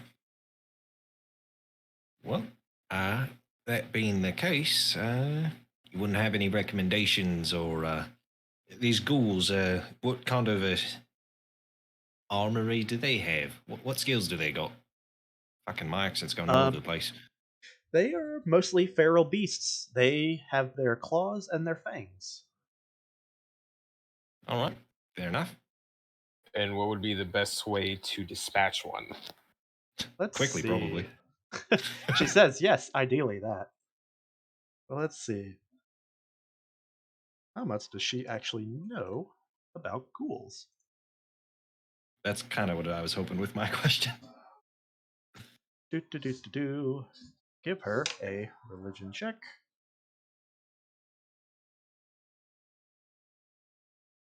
And not much. She kind of just reiterates they're a form of undead. Many say they're sentient, and they have been known to carry uh, horrible diseases that can turn corpses into zombies or ghouls. All right, then. But that's all I really know. Everything I know about ghouls is what from the reports that my men fill out. Fair enough. Well then, let's make sure we got all the things, go talk to this Jaro, and make our way out. It was nice meeting you lovely ladies, and I'll tip my hat. It was nice meeting all of you, and they are very friendly, very accommodating. I've talked to someone not as friendly and accommodating. Do you want to meet someone like that? I say as I'm starting to leave. Well, I guess we've already met him. Yeah, fair enough. Oh, I see what you mean. And so, yeah, are you guys headed straight to Jaro? Yeah, I sure. suppose, yeah. Alrighty. Why not? Yep, just time warp Try. over to Oh, Jaro. I take the little pamphlet she gave us to get the commission from him. Yeah, but before you walk up, I'm just gonna say, try not to be an ass, huh? What? Me? Yeah. How is I being an ass? Just because the guy is doing his job doesn't mean you got to hold it against him. I didn't hold anything against him. I love the bastard. And I walk in. and they do make sure that you have both the charter and the seal of approval before you guys leave. Oh, Two very yeah. important pieces of paper. I will take the charter and the seal of approval. The charter is just the map, right? Or is my brain stupid? The charter of expedition, that's the thing that's like, hey, you have our approval to be out here in the forest. Seal approvals for this then. Okay. Yes. Okay, I got them mixed up in my brain. Yeah, they both technically have a seal of approval on, but whatever. Anyways, yeah, you guys make it back to Jaro. He seems to be doing mostly kind of the same thing he was doing of sorting, organizing, cataloging, blah, blah, blah. He sees you guys coming up again and is like, what? Do you have something else? In fact, we do. And I pull out this nice little piece of paper. Like, all right. And he takes it, he folds it up, shoves it in like a little slot in a desk or whatever. He goes around, grabs like a little bin, ching, ching, takes things off the shelf, kind of like starts making like a little grocery bag for you guys. He counts up stuff and brings it to you and sort of plops it down. He's like, here are your provisions. And Excellent. It is a lesser anti-plague and a lesser healing potion for everyone. Cool. A minor or a lesser? Did I say the wrong one? You said minor, so I'm just curious. You said lesser. Well, he said lesser anti-plague, but then he said lesser healing potion as well, which I think is a higher tier. I don't think He said what he said. We get them. All right, yeah, we'll take them. Fucking, that's 5 lesser healing potions, baby. Potion. Oh yeah. Oh, is that going into the party sack, or is that going for each of us? I was just about to ask. So, also, yeah, you guys can have the lesser healing potions, but that is funny because the first one is a minor healing potion and then a lesser healing potion, but for the other thing, it goes lesser anti-plague, minor anti-plague. Oh, that's fucking weird. That's weird, but whatever. So what all are we getting? We got 5 lesser healing potion, or 5 or 6, because I was just about to ask. We got our. There's 6 people with you, so nice. 6 of each. Okay. So does everybody want to put 1 lesser and 1 healing potion on them? I would like to put it in my inventory. All right, so everybody do that, and I'm going to do that for mine as well, because. So we have so we each got a lesser healing potion and a minor healing potion. Lesser anti-plague, lesser healing potion. Okay. Dude. Sorry, my headphones keep cutting in and out. Sounds like you need to listen better. God damn. Nerd. Listen, I think you're a wonderful playing individual. the same game. Fucking nerd. That's funny though. All right, and no antidotes at all, just plagues and potions. Good to know. Yep. Any rations, as she may have suggested? Oh, yes. There's also an extra. There's a bundle of rations for each individual, which is comes out to a week of rations for every individual. Does everybody want to carry a week of rations? Or do you want me to put 6 weeks of rations in the bag? I just probably put it in the bag. All right, 6 weeks rations. Fucking this bag is full of food.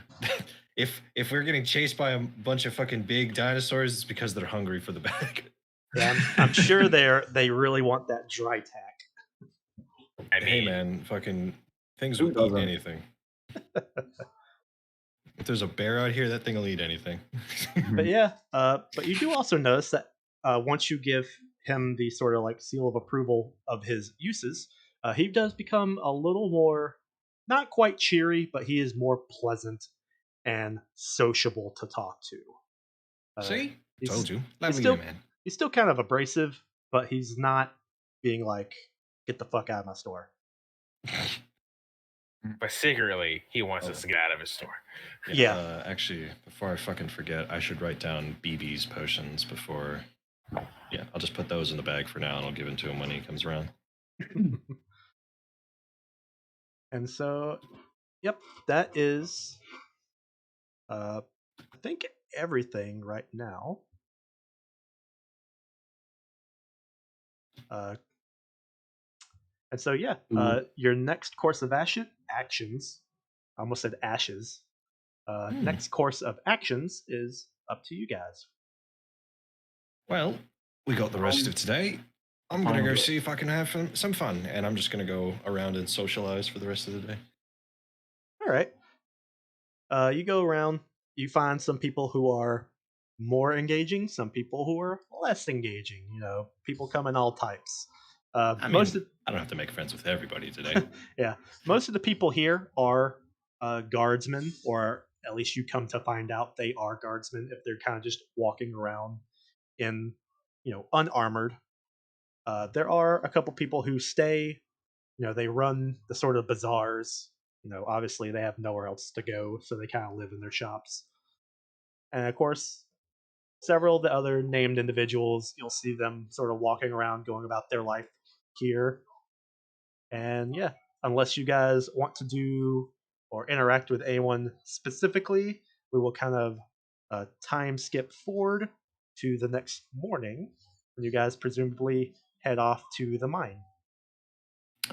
Do you guys have stuff you want to do? Because if you don't, then we can move on. But if you do, I kind of want to do some stuff. What do you mean by that? What? So, do you have something that you guys want to do? Because if so, then I will do stuff. But if not, then I will not do stuff. He wants to do some strange for some change in one of these back alleys. That's kind of what it is. Oh, I mean, it's close. It's not like on the head. Not yet. I will not deny that the only other pursuit Anati does for today in the socializing is if he sees both, Gruta or Lyria just out and about, he might go and socialize with them instead. If you're looking out for them, you'll see Gruta every so often. She kind of walks back and forth, hits the different places, seems to drop off papers, pick up papers, maybe talk to someone for a few minutes. She's always working though, huh? Yeah, she seems to always be doing something until later in the evening when she you don't see her anymore. Presumably she goes to bed. All right, but you never see Lyria. Very true job. You never see Lyria outside the tower. Well, I would like to. Let me moment here. Okay, so I'd just like to. I would like to ask. Oh God, what's the dude's name at the quartermaster? Jaro. This guy? Yeah, Jaro. Yeah, I'd like to ask him for just whatever substitutes a pencil and a paper.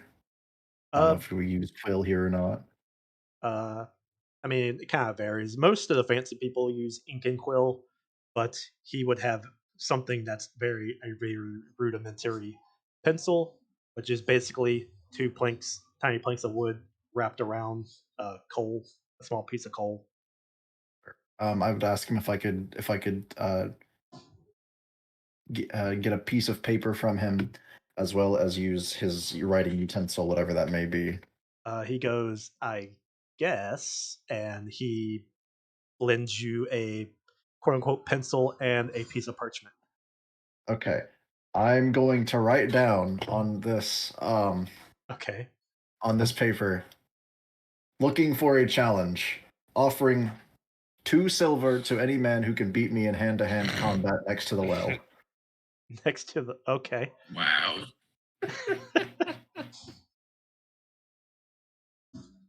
I've gotta always be improving. All right, leave me alone. Yeah, go for it, homie. And then I'm going to stick it just somewhere in the general area of like 4, with all those buildings. All right, and that is where I will spend the rest of my day. You post it up there, and so I guess you spend the rest of your day by the well, waiting to see if anyone shows up. Yes. All right. What do the rest of you guys do, if anything? There isn't much. My guy would. If anybody fights him, that if anything, that he'll just kind of sit down and meditate, just preparing for tomorrow. All right. Taban and Goza or Gasa, they're being gal pals, and they kind of just hang out with each other. Let's see. Jealous. I mean, you can go hang out with them. I mean, I might as well unless they don't want me there. I mean, they don't tell you to fuck off. Sick. I hang out with them. Okay, you hang out with them, and as you can imagine, it's mostly feminine talk and them kind of perusing the shops for hours. Oh, I'm sure that's exactly what BB would do with Kasan. Absolutely. Fucking, he loves shopping. Yeah. In fact, spending Ross is a big shopper. with you guys, spending a lot of time with Gaza, you do notice that like she's very eccentric. Yeah, eccentric's a word for it. She never misses a chance to touch something, taste something, smell something. She's always doing one of those, no matter where she is.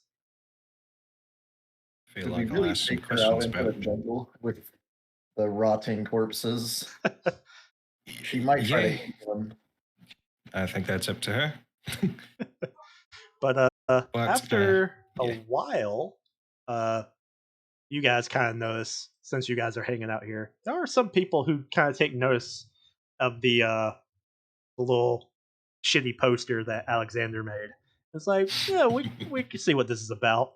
And a couple dudes come walking out to the well. And they're not fully armored, they're not like in full uniform, but you know, they have like their what do you call them, tabards on, and like maybe some greaves, maybe the breastplate. Nice. And the three of them are like, "Are you the guy that? Are you challenging people?" I am. I'm offering any 2 silver to a man who could beat me in hand-to-hand combat, fists only. There you go. See, the three of them are like, "Oh, they, sure." What about you, Rod? He's like, "Yeah, sure. I'll see what this is about." And so he comes stepping up to you. And so, right. if you guys are doing this, Oh boy. let's get you guys to roll initiative. If this is before like my guy starts to like wind down and meditate and stuff like that, he's gonna come over and watch this. All right, you got a 17. I don't have any dramatic action music. I don't really know how to do any of that. But I got my own. Yeah.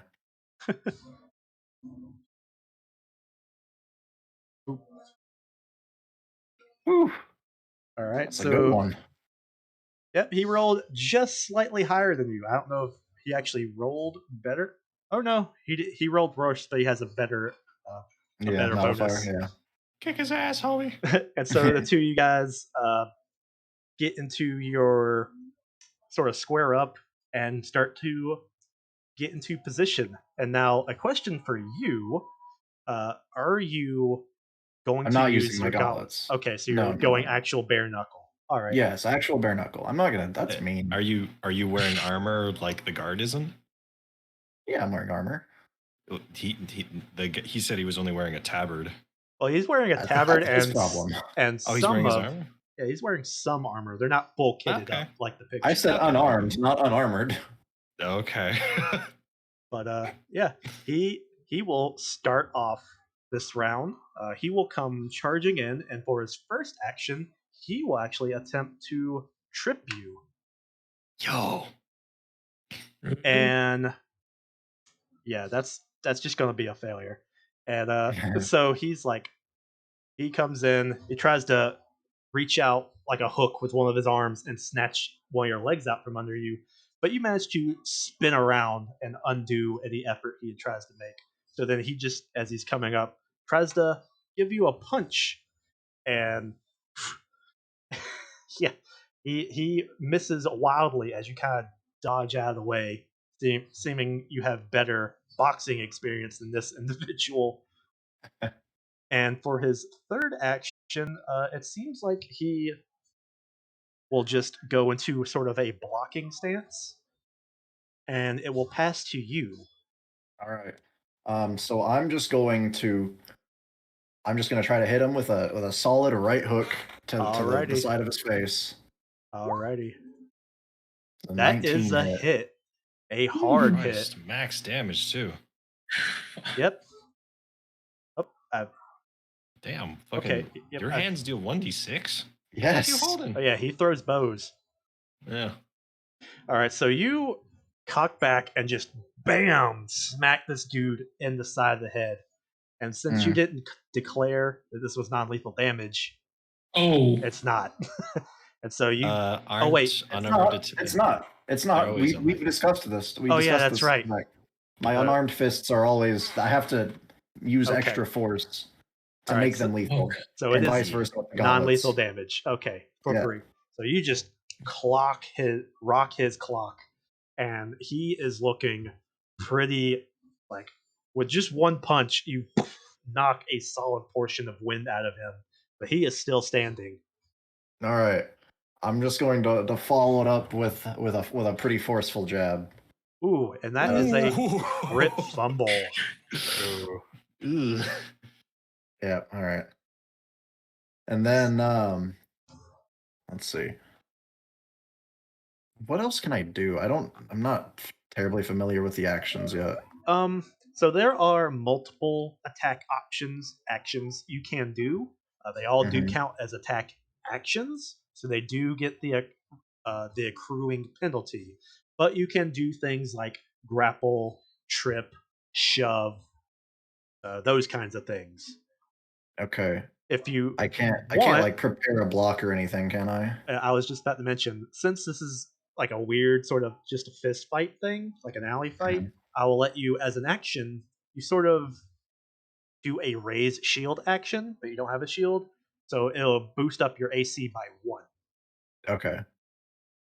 So yeah, I'll do that. I'll just like try to block his next attack, so my AC would be about 22. Alrighty. So then after a hard punch, a hard direct hit, and then a wild miss, it's like you hit him so hard that you actually knocked him out of the stumbled out way of it. of your Yeah. next punch, and then you just square up your fists, get ready to block. And so it goes back to him. He's looking a little wobbly, but he's going to throw a bow the best he can. And unfortunately, he is not as good at boxing as he thought he was, as he kind of just stumbles and swings wildly. It seems that this dude is not the Billy Badass he thought he was with his bare fists. He will make a second attack, though, and you're not sure whether he was putting on a little bit of an act or if he just got lucky. But as he's stumbling from his first punch, he throws out a second and catches you in the side of the head with it. And he hits you for a total of 4 bludgeoning damage as he Ah, pops you in like your cheek or something. yep. Okay. And then he will go for a desperate third punch. And still a little off kilter, he throws a third punch and it misses. All So right. then it goes to you. Yep. So when he hits me with the second punch and misses with the third, I'll give out a nice hearty laugh, and I'll just do a nice counter attack. 17. All right, you swing out and you just barely graze past him. It's almost like if he wasn't as stumbly, you would have hit him. Mm. Oh no, he's got the drunken fist fighting style. He's learned a new martial arts in mid Yeah. combat. All right. Mid fight. Let's hit him with a second. Nice follow up. It's a 6. You swing out again and just catch nothing but air. It seems that All right. maybe he's too concussed for your own good. Yeah. So this one's got me a little bit frustrated. So now I'm still gonna get a little bit angry and throw out a third one. And nope, that doesn't Alrighty. do it either.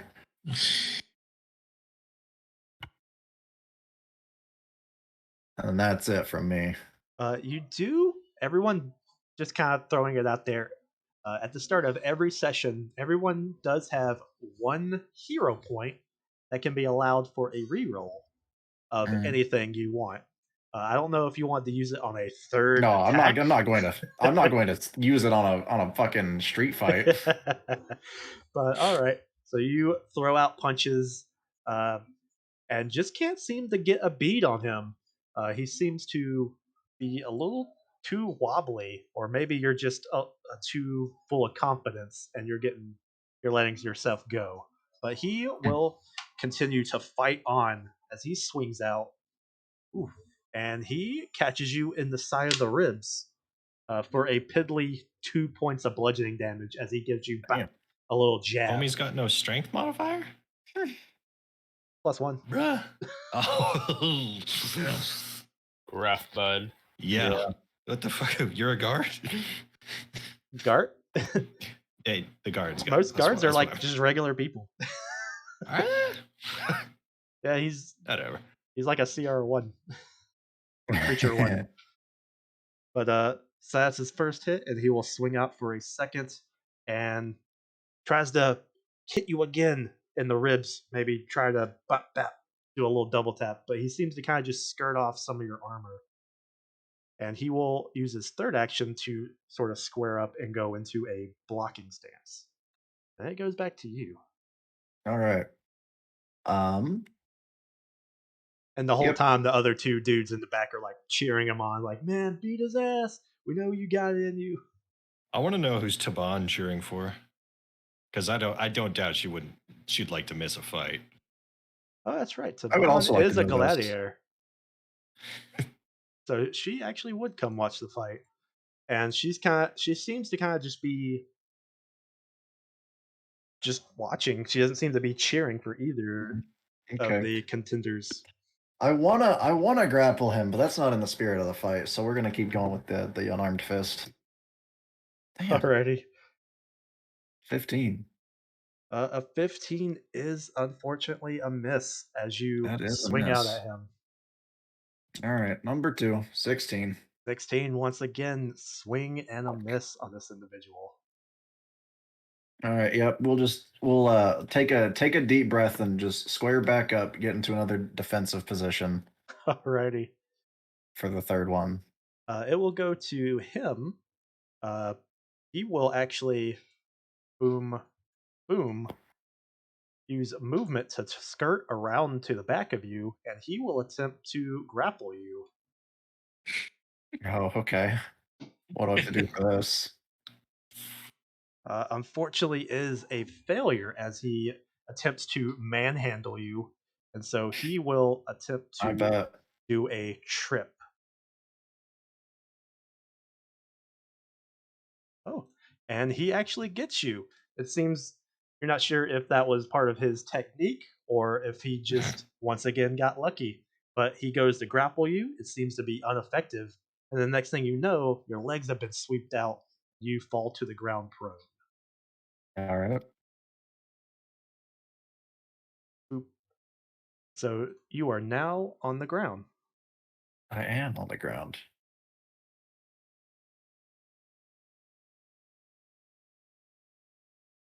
And so you can either attack him from being prone, which will automatically give a penalty, or you can use an action to stand up. Yep, I'm going to use the action to stand up. Alrighty. As you do, you trigger his attack of opportunity. Mm-hmm. Wow.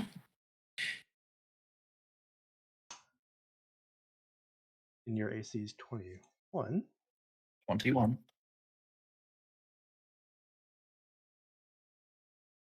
All right, so this will actually hurt a good bit. As you go to stand up, he somehow just kind of clocks you, boom, right in your face. You're not sure if it breaks your nose, but he hits you for a massive 6 points of bludgeoning damage. Oh, that's not as big as I thought it was going to be. Yeah, it wasn't a good roll. Well, Okay. what wasn't a good damage roll? All right. So I'm still up though, right? Yes, you still All perform the right. action. Can I like tackle him onto the ground so I'm on top of him? That would, depending on how you want to roll that, it would technically all be the same. It's technically a trip if we're going by Okay. the rules as written. So, trip, it would be a athletics check. Athletics, sure. 22. 22, Mm. and that is a success. And so you, once you right yourself and get beamed in the face one good time, you probably as you're coming up, snatch one of his legs out from under him, and he falls to the ground. All right. And then I will take an attack with my unarmed fist. So do I have to do that as with the penalty or no? Yes, the trip Yes. attack is technically an attack, so your Okay. next punch would be at a -4. Okay, so it's the second attack, right? Yes, All right. but 17. it does make it easier because he does get a penalty for being prone, which His ass this is flat-footed, baby. Yep, this makes it a successful hit as you trip him, and then as he's hitting towards the ground, you just sock him in the face one more good time. At that point, he kind of like throws up his hands and a blocking maneuver. Is like, all right, I'm done tapping out. All right, I'm gonna get off of him and offer him my hand to stand up. All right, he takes it. That was a mighty good fight. He's like, yeah, you hit like a monster. Holy crap! It is like You're not too bad yourself. he's feeling his face. One of his buddies is having to like come. They're coming over to make sure that he can like stand up. It's like we should probably go see Sayoi. Like probably go see the cleric. I should probably do that as well. As you guys go walking by to Bon, she kind of comes walking past you, and you can feel her pinch you on the butt. And then as you go walking by, you could, if you look back, you'll see that she winks at you. What? Oh. Uh-oh. All right. Give her a small wave and continue walking to the cleric. Brother. You guys eventually stumble your way all the way back to Shalua, and he's kind of like, "Oh my goodness, what happened to you two?" Just a bit of fun. But just guys being dudes. Just guys being dudes. and Fuck then yeah. and the guards are like, "Please don't tell the others." He's like, "Yeah, sure." And he begins to do divinely magics to heal you guys up. I'll look over at Bob, who's just saddled up next to me, and be like, to be fair, wasn't expecting that. Yeah, like any of it, like was surprisingly competitive, and also like what? Yeah, I mean, well, I think we all saw that. I mean, like I was able to see it. It's just the believing part. I know, like, especially after how, well, no, not yesterday, 5 days ago. Maybe they've gotten a little closer.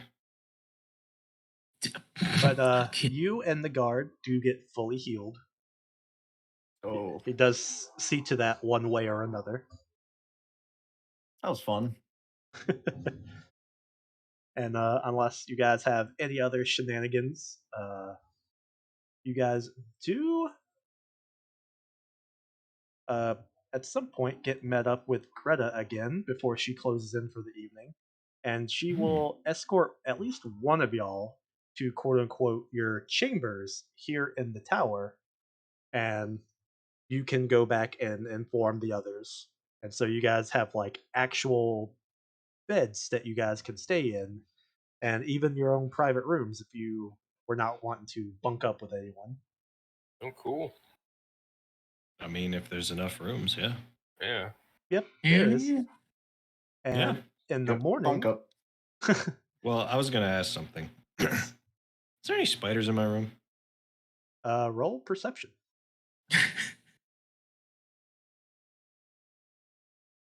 14, not bad. Not great. Let's see. How stealthy are little spiders? Be right back. There is a spider. Oh, all right. There is. You do notice at some point while you're kind of looking around for them for some reason, you do notice a spider, which is not, too out of the open. Most of these buildings are open walled or don't have doors, and you are in a jungle. I sit down across from the little spider and say, "Hello, little fella. How you doing?" The spider interacts with you. Is like, "Oh, hello. I didn't know your kind could speak to us. They have never done that before. Well, not all of us. I'm a little special. I was just curious, what's life like around here, at least in your opinion? Any nefarious actions going on?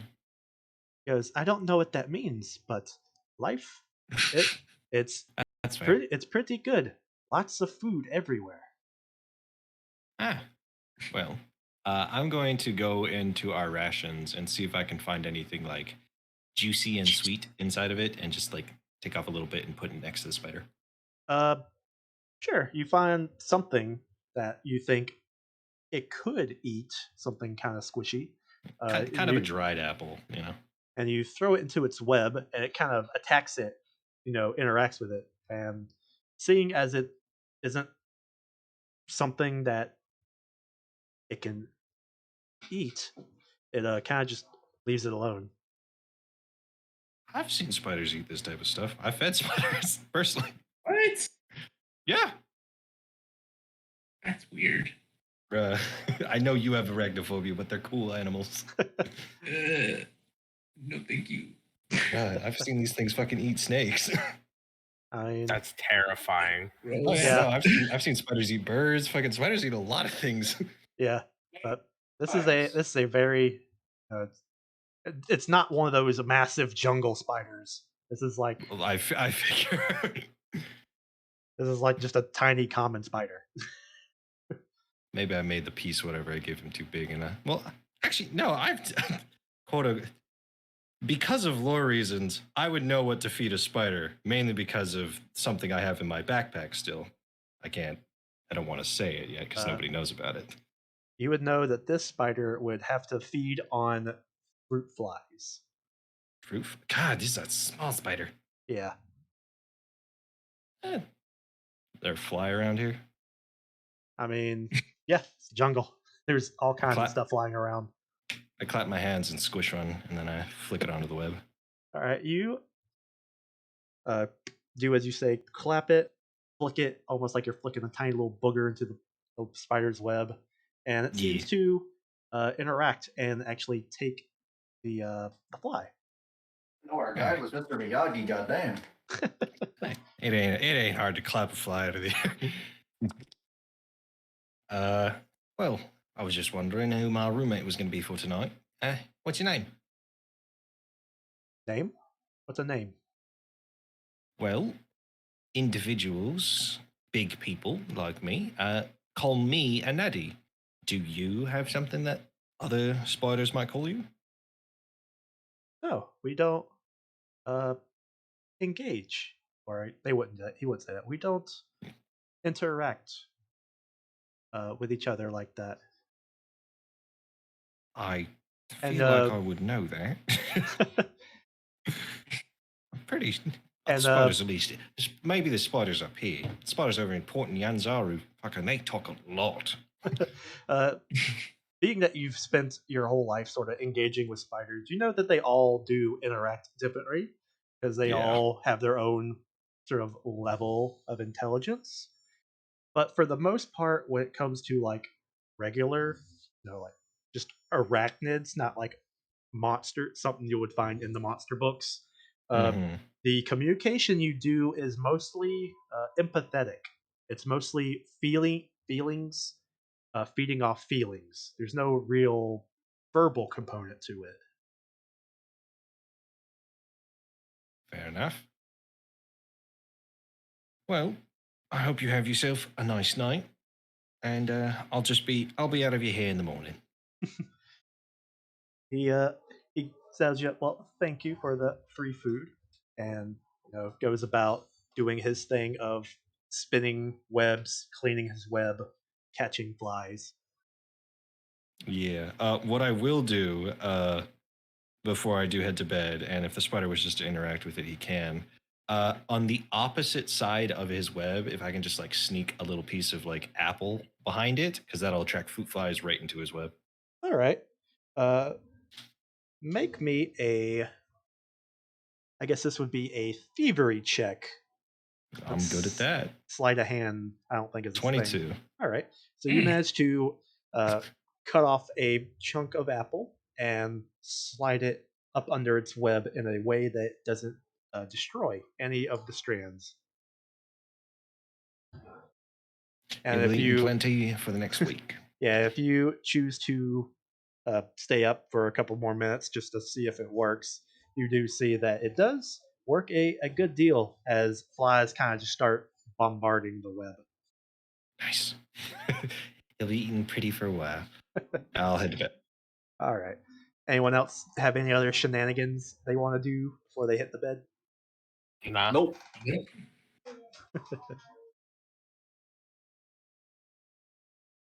All right. Well, you guys have a pretty restful evening. Um, there is the gentle tap tap tap of like rain sometimes throughout the night. You can hear noises sometimes for anyone who is more of a light sleeper or just a restless sleeper. You can hear jungle noises of various things out in the dark, skulking and running about. There's the flicker of guard lights as they walk around the borders, but a mostly uneventful night. And in the morning, you do as you guys say and head off. And it is a short 2-day jaunt to the mine. So boop, boop. You spend that whole. Well, I guess before we do that, in the morning, is there anything last minute that you guys want to do? Good, Not for personally. me. Yeah. Yeah, I can't think of anything. Alrighty. So you guys head out in the morning, greet whoever, say you're signing out of the fort, and then you spend a day traversing through a thicket of the jungle before, on the second day, reaching the mine. And it is nowhere near as impressive looking as the fort. Uh, there is like a small sort of barricade. I forget what they're called, but they're like the thing where they're like spears sort of sticking outward. So it's not really a wall, but it is a something to keep things at bay. Kind of like a palisade. Yeah, kind of like that. And you can see there's guards about. They kind of eye you weirdly, but if you take out the thing signed by Lyra, we can be here. They're like, Oh, yeah. okay, whatever, come in. And of course, it is a mine, so it's at the base of this mountain range. Uh, and you can see people coming in and out. You can hear mining sounds. There's the smells of disturbed earth and all that. And so, what do you guys do here? What time of day is it? Yeah. It would be, since you guys have been traveling. This probably afternoon, like around 2 or 3 in the afternoon. I don't know. I guess we meet with whoever's the head of this place, huh? All right. Well, if you're you kind of ask around is like if you're looking for anyone who's quote unquote in charge, they kind of tell you technically it's still Commander Lyra. However, there is a head prospector who I guess orders about the other miners if you were wanting to meet him for some reason. I mean, I don't even know why are we at the mine? Why are we at the mine, Alexander? I thought it would be a We're good passing idea to through. come here. It's like a checkpoint for us to, bit of safety on the way Eh, in and out. Fair enough. Well, prospector, whatever. If you're wanting the head Foreman, prospect, that's the fucking word for the lead of the place. yeah. If you're wanting to see him, just go in and ask for Jambalaya. We're looking for Foreman Jambalaya. We'd like to explain our situation. All right. You sort of start engaging with the other miners, and they kind of are like, "Why are you talking to me? I'm trying to work." But I'm not they, talking to you then. I'm looking for jambalaya. they're Get like, back to work if yeah. you don't like it. They're like, yeah, why are you messing with me? But they I point you just to asked you for jambalaya, jambalaya. and you see him kind of surveying the scenes and such, talking with someone. They seem to have blueprints for something, and I don't know. Do you just go up to him? I mean, yeah, Yeah. only way to introduce yourself. Hello. You go walking up to him as he's talking to the individual. He's like, hello. What are you doing in my mine?" Well, we're from the fort, and I'll show the little paperwork. He's like, okay, that's good. But Excellent. why are you in my mine?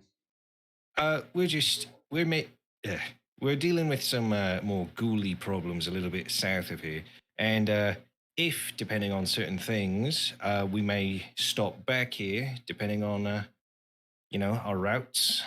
Just slight fortification that you have here, a little barrier before we make our way back to the real fort. He goes, okay, I don't give a shit. Wow. I Why mean, are they so technically, mean here? yeah. Dude, is someone shitting your tea? like he's like a little bit. We're trying to get ore and build safety fortifications for the mine. I don't know what I can help you with. I just not. Listen, I'm not saying we're here to mess up with any of your, mining. We're just here to inform you if we come by again. That's the reason. We just don't want to make it an inconvenience for you.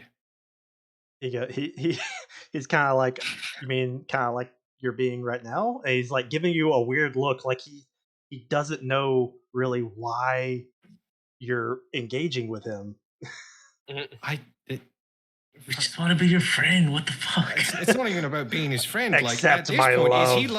is he like slightly like? Are you slow? I look at him over. It's like it's not hard to realize if somebody's hey man, if I stop by again, this is the reason. The dude's just like, okay, like Christ, man, what's wrong with you? Do you have no compassion? He's like, I'm a little slow. I'm kind of old. What does that have to do with anything? I don't have one charge. Let me maybe. Yeah, go for it, Alexander. I'm down. Hello, my name's Alexander. This is Anadi and Bob and all them. So we are here. Basically, this is going to serve as a checkpoint for us just for a little while. We were hoping that we could maybe ask you some questions about the surrounding area. Have you seen any ghouls? Has there been anything bothering you as of late besides our presence? He goes, there's plenty of things that can trouble people in the jungle, but I mean, the guards, they kind of keep them away from us, so not really at the moment. Right. Okay, well then, we were just going to let you know that we are coming through this area, through the will of the fort up north, and this is just serving as a bit of a checkpoint for us. We may make camp here once or twice for safety's reasons, and we would just like to know any information about the area. If that's all you have to offer us, then we will be on our way. You say that he's kind of like, no, you cannot sleep in the mine. No, not in the mine, of course not. He's like, okay. Within the walls is what we mean. He goes, yeah, that's fine. I don't care. I'm gonna lead over to Bob and just be like, this man's about as smart as a fucking lead icebox. So I don't know what that means. He's like, whatever. I'm whispering. He doesn't hear me. He's kind of like, whatever you guys have going on with the guards, that's not my business, not my concern. This mine, the miners, that's my concern. That's what I'm trying to focus on. Right, and I understand that. We're just concerned for your safety and the safety of most people in Chult, which is why we're here. He goes, anything out there with big fangs trying to get in here, you stop that, we'll be friends. Solid. Good. Thank you. And I guess that ends our conversation. And See, Nutty, that's how you do it. You did nothing different than what I did, mate, and you know it. But look at where we are now, eh? yeah, And Can we nothing's tell what changed. they're like mining in there? Yeah, nothing's changed. it seems to be. Well, someone give a knowledge nature check. Hey, I'm Yeah. good at this too. Man, I love being a rogue. There's so many fucking skills I'm good at. 22. 20. You could tell that there Hey, is, good job. mostly rocks, some coal, but it seems to be mostly iron deposits. Man, they're getting all uppity about iron. What the fuck? Yeah. He's probably more uppity about the safety concerns that he kind of mentioned 3 times. We're a bunch of adventurers, man. We'll help you. He just doesn't know that. As you guys walk away or whatever, he kind of has a little head scratcher moment as he goes back to talking to whoever he was talking to, looking at blueprints and kind of pointing at things around the mine. But All right, guide, lead us. oh yeah, since we're going back into expedition Fair mode, enough. and Alright. Anadi is technically first at the bat again. So Yeah. I don't know if it puts you guys in any actual order, but It's alphabetical. I wonder if there's a way I can randomize that. But No, I'll you fi- can move them yourself, but then you have to go through their whole rotation every day. all right. I I'll mean, if figure you want to something out. remember who, it was me, then Alex, or no, Zig is at the very bottom, but he changed his name is Alex right now. Wait, Oh, is well. it? Yeah. Oh. It's fine. It's world Oh, didn't well. end because your name's the same. Yeah, we got up to Gasa, I think, last time. So technically, it's technically Zig's turn if you want to go that way. All right. That's a D4, right? Yes, roll a d4, and then you can move your person, or technically the party, 1 Nice. square. All right. Good stuff. During this time, I'm still taking the scouting expedition so that if we ever get into a hostile encounter, we'll all get +1 to our initiatives. Alrighty. Neat. And can you move the token? Everyone should be able to move it. All right. Yeah. And then, which I can direction move it. do we want to go? That is South. entirely up to you. You're the one directing, quote unquote. All We right. know it's in. She pointed to this area, so Yeah. it is either in this area, deeper, or. But this is what we assume. Yep. So, yeah, kind of like just on your map, the one that she sort of brings out, and probably even gave to you, because she has no reason to think Fair you guys have a map. But it's this area, and she kind of marks out this area as being mostly undead infested. And you guys are in the jungle now.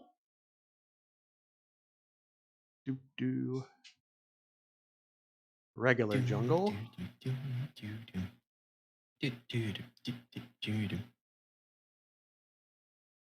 All You start right. playing Sneaky Snitch. As you guys are walking about, Anadi, you said that you were scouting, so go ahead and give me a perception check. Oh, normally this is just an exploration activity, but yeah, I'll do that as well. Oh. 14. If you don't know, because I know you're getting used to Pathfinder Second Edition, exploration activities are things that everybody in the party can take, and they can help like apply a passive to us while we're exploring over large territories. Mm. Yeah, they're actually all of them are in the player journal that we can all see. It's the exploration activities. And you said you were scouting? Yes. So, All right, so if that puts me at the front of the group, that's fine with me as well. But yeah. All right. So it just says +1 for initiative on that, but I'll say since you were the one actively scouting, it's why you get to do a perception check. All right. And you know what? Just because I don't like dangers in the forest, I'm gonna take a fucking. I'm gonna use my hero point. All right. Yeah, why not? 23, much better. All right. As you guys are walking about, it is the jungle. It's hot. It's wet. Plants everywhere. Bugs everywhere. All kinds of noises. Just bird noises. Every so often you'll hear a roar or some maybe a screech, maybe something that sounds like someone being murdered, like a scream, but you're not sure. Fuck. You're It's not just a sure. fucking howler monkey out there. Yeah, you can't tell if it's like a person actually being murdered or if that's just an animal. But, all kinds of noises, very unsettling, very high tension once you guys start actually getting into the jungle. And it's dark. Uh, there's a thick canopy that covers just about everything out here. So, not very much sunlight actually gets down to the base floor. So, everything is shadowy, kind of dull. But given that, some rays of light do get down. There is lots of color out in the jungle, lots of pretty flowers. But as you guys are walking about, you, Anadi, notice something. As you guys are walking by, out of the corner of her eye, you barely catch the impression of a person. They seem to kind of be frozen in place, just in between two trees. Uh, actually, they seem to be sort of like clutching onto one of the trees. They're a little elevated. And they seem to just be watching you guys. Oh, They, they're looking at us. yeah, they are almost frozen still. They're so stiff, and they're just watching you, sort of, scouting for Yeah. trouble. It Do I is do up like to a double take you. when it sees it? That's up to you. You can either Yeah. ignore it, engage with, or inform your party.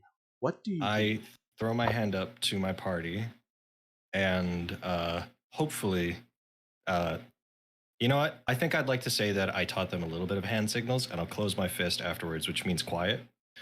And has this individual noticed my party or me? Because I'm, as you said, the scout. Uh, so if you're giving hand signals I and your mean, party that can might see it, indicate something. then that means your party will not be that far away that they can clearly see you doing hand signals. So we'll Okay, say they're just maybe 10 feet behind you. fair So enough. depending on how quickly you do that, they may or may not notice your party. Okay. Well, I quickly lift up my hand, raise it for a stop, close it, and then, which means quiet. This individual, as I'm looking at them, do they look native? Do they wearing armor, like as in like a faction, just like the Flaming Fists, or Are you looking back, like looking back to like engage? Like I I can see I don't you think my looking at eyes me. left them. I don't think my Okay. eyes had left them. My hand just went up so I could tell my party without me looking at my party. All right. So you're scouting about and you see this, and your eyes and your whole body just freezes up. It's almost Oh like your shit. heart stops for a moment, and you're like, give the signal to everyone, stop doing what you're doing, full freeze. And you can see this individual mostly well. They are portionally like hidden behind a tree, almost like they're kind of wrapped around it. What you Mm. can see is like the upper half of their body, their head, and like an arm coming around the tree, like they're clutching it. And Oh, this, okay. they seem to be of Chiltian descent. From what you can tell, what they are wearing, it is very tribal. It's not like made of reeds or anything, like they're a homeless person out here in the jungle, but Oh, it is the very race. like uh, almost I guess Native American sort of style, like that sort No, of no, like no, no. tribal, where it's I like meant, leathers and yeah. beads. I meant, are they like the tobacco? Like, do they look like the tobacco used before? Or Oh no, they appear Chiltian. oh yeah, I forgot. So they kind of That's what I am. they kind of look like you. Yeah, sorry, I hit my mic. And so Go ahead. they are just sort of staring at you. It doesn't seem Uh, like they have any real malicious intent, but they do aren't they doing look? anything. Do they look older than me at all? I just Um, want to make some judgments. about how old would you say your character is? Oh, I'm 32. 32? Yeah. From what you can tell, they're probably around your age, maybe a little younger. I'll start speaking in Chaltian then. Hello there, mate. What are you doing around here? I'm speaking softly. It's just enough to project so they can hear it, but not yelling. Yep. And this individual speaks back at you. It's like, I could ask, in Schultian, it's like, I could ask you the same thing. It's dangerous out here. What are you doing out here? We're making our way south to hopefully deal with some nasty undead. So, we? Hopefully Who's we're we? not... I got some friends. She, when you say that... Oh, she? Yeah.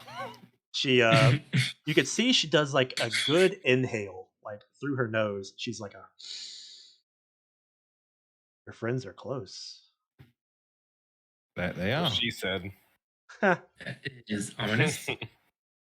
To be fair, I during that whole conversation, I didn't think you said what gender they were. I didn't until just then. Fair enough. Because it didn't become apparent until you could hear their voice. It's a very feminine voice. Yeah. Well, I hope we're not disturbing any familiar tribal lands. We just want to make our way through. Like, I'm not stopping you. There are others who might. Be careful out here. You wouldn't happen to know who these individuals are, and if there's anything we could ask them to let us through undisturbed? She goes, there are many peoples out here. All have their own ways. There's no one way to engage out here. There's the goblins, there's the lizard men, there's the cat men, there's the stinky men, there's the flying men. There are many who live out here. As cryptic as always. I say in normal tongue. Well, thank you kindly, ma'am. We'll be making our way down then. As long as we ain't disturbing you. She goes, no, you're not disturbing me. And she kind of is like watching you, and you see her just slowly start climbing up the tree as she's watching you. I'll motion my party forward, who I'm assuming they've probably crept forward a little bit because I'm just talking to something behind a tree from their perspective. Nah, just pretty sure you succumb to jungle madness. Jungle madness. He's talking to a tree. I wake back up and realize I'm the only one here. They stole all my shit. But they kind of just climb up the tree a little bit more and just sort of watch you guys. And they don't really do anything else. They just sort of watch you guys leave. Yeah, so these hopefully we don't cause any troubles. Just a local. And perhaps it's a little wrong of me, but I don't know if I almost forgot. As you were sort of engaging with her, you didn't really see any other animals walking around. Every so often, you caught the smell of wet animal. The smell you know well, being a outdoorsman. Oh yeah. I'd just like to. I'm going to look directly towards Alexander and Zig. You two are local.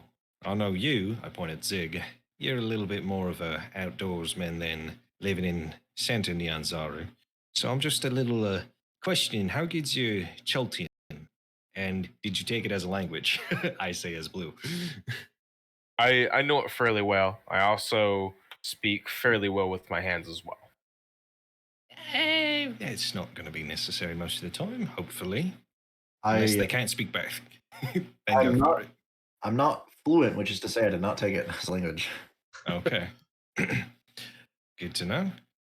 That might be a little bit of thing if you're all comfortable talking about it, because I can't speak with everything out here, and if certain people might be a little bit more diplomatic. The other languages I can speak is Dwarvish. Generally, that just revolves around ale. And I know a few lizard folks that came through, so I know a little bit of Draconic. I accidentally hit the wrong button, so give me a second and I will see my list. I noticed. I'm going to ask you what your favorite drink is in Dwarvish.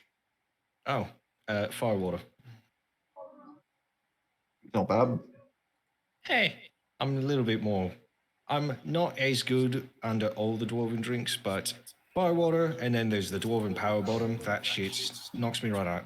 Not worth it, personally. Oh, sorry, I was mistaken. I know Orcish, not Choltish. Oh.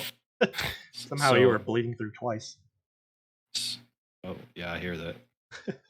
But Gassa, she kind of speaks up in her petite, soft voice. Is like, I'm afraid not fluent in really any language. And then to Bond's like, Is it common? She says a little bit. And cute. to Bond's like, I know Choltian and I know some Dwarvish. Excellent. As? Bob?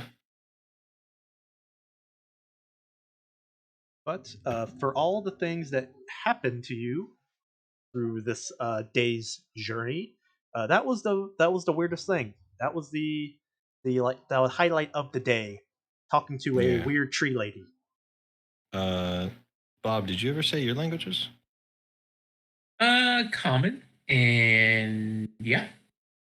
Okay, so I am the polyglot of the group. Good to know. What? Wait, does that mean nobody invested in intelligence? Am I the only one here, dude? Probably. Oh boy. Well, Yeah, I I didn't tell didn't before. invest anything in the intelligence. Okay, I'll keep that in mind when it comes to any form of I knowledge skills. can knock out a man in one punch. What did you think I invested in? I don't know, my guy. I'm just trying to make sure. I'm so glad I chose the person who's just like, I'm gonna be the ranger / survivor. Yo, these bunch of brain dead morons are gonna get killed without somebody to help. All right. I'll keep continuing scouting while the party is technically being led by Zig. I prefer the Alrighty. term well-rounded. Well-rounded for sure. I can agree with that. And if Zig would like to make his expedition roll of a D4.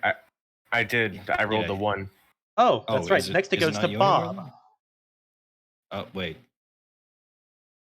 Whatever. Yeah, it's fine. Yeah, I just saw that he was the one that made that roll. So it is Bob's roll to make an expedition roll now. Okay. So is that D4? Yes. Flat D4. And then D4. a 2. You can move your guys' token any 2 squares or, I guess, hexagons. Hexagons. All right. Go back So up. do we want to go straight into the yellow or kind of halfway in and out of the yellow? Phrasing. Well, we know it's somewhere in this yellow He's, area like, right here. there, yeah. So if we, Probably like right there. That one. Yeah. That we way. have no choice. Up. Alrighty.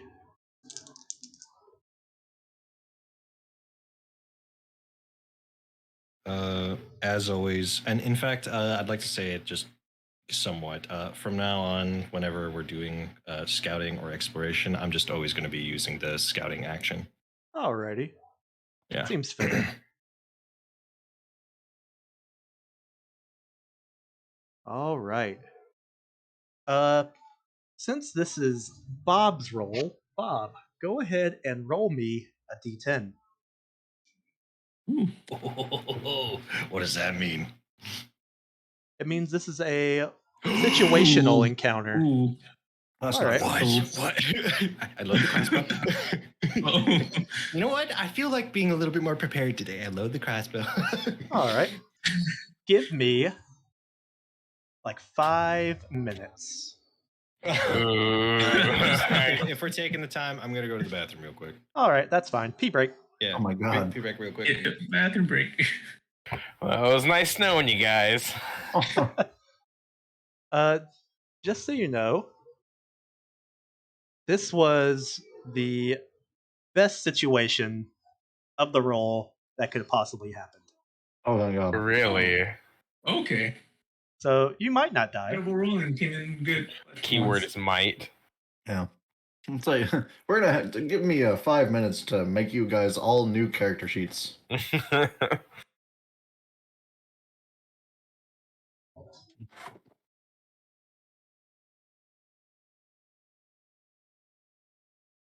Do do do do do.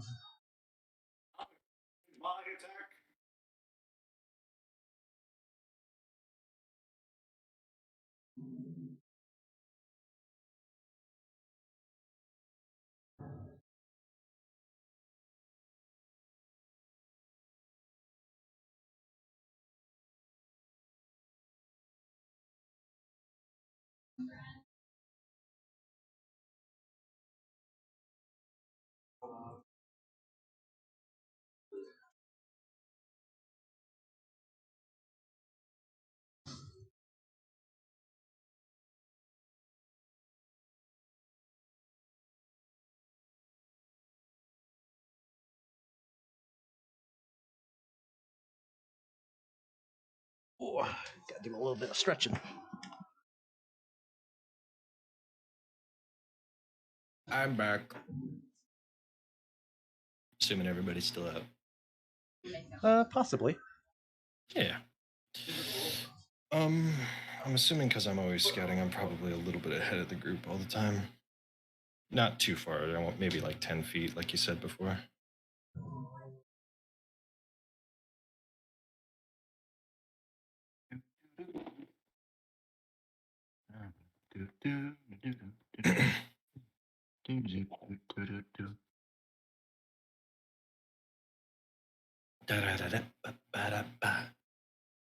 Okay.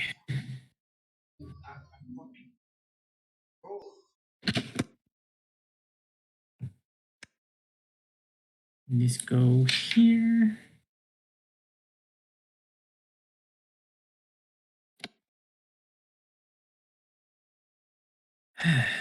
All right. Goddamn.